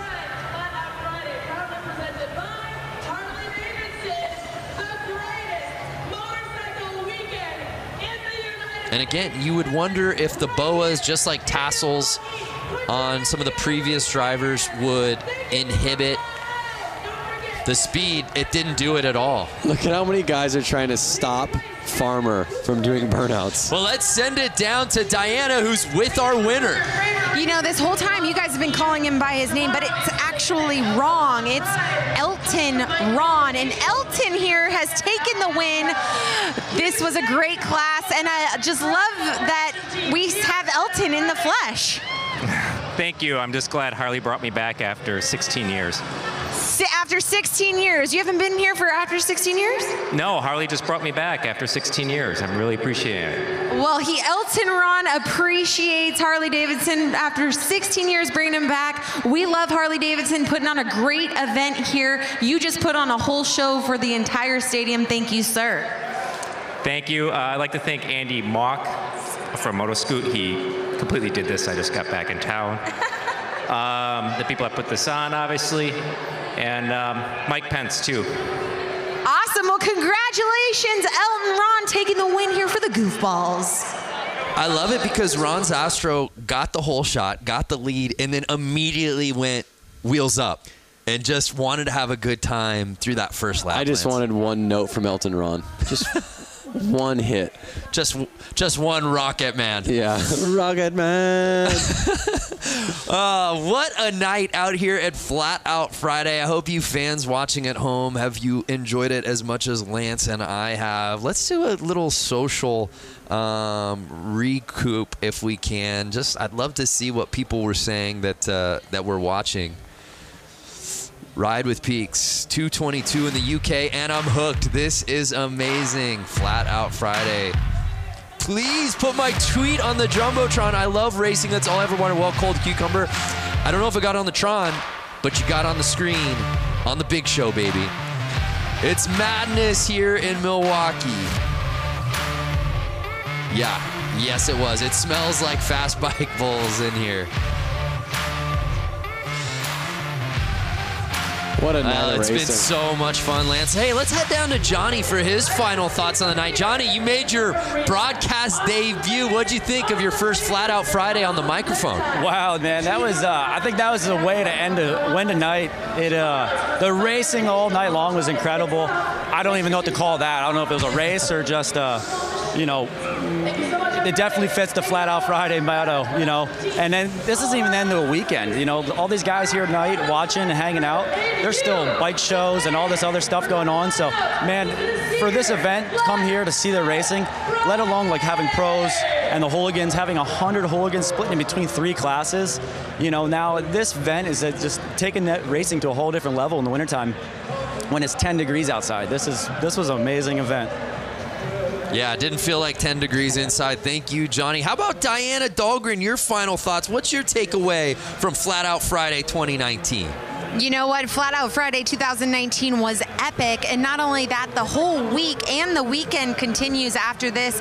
You know, Lance and I, we got to do this amazing bike build-off. We went head-to-head for Brewtown Throwdown. And you guys, the fans, are going to be able to vote come Sunday. Social channels are going to be lit up with our 2 Harleys that we got to build here in Milwaukee this week. You guys are going to have to vote for Team Super Bob.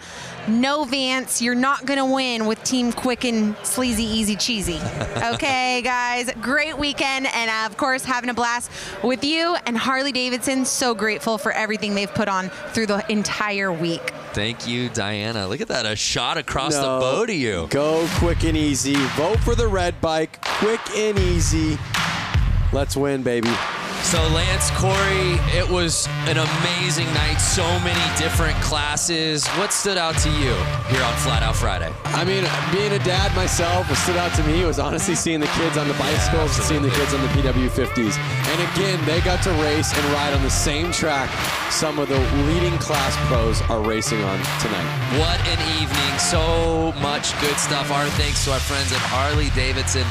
For Diana Dahlgren, Johnny Lewis, Lance Corey, I'm Brandon Graham saying thank you so much for watching Flat Out Friday here from Milwaukee, Wisconsin.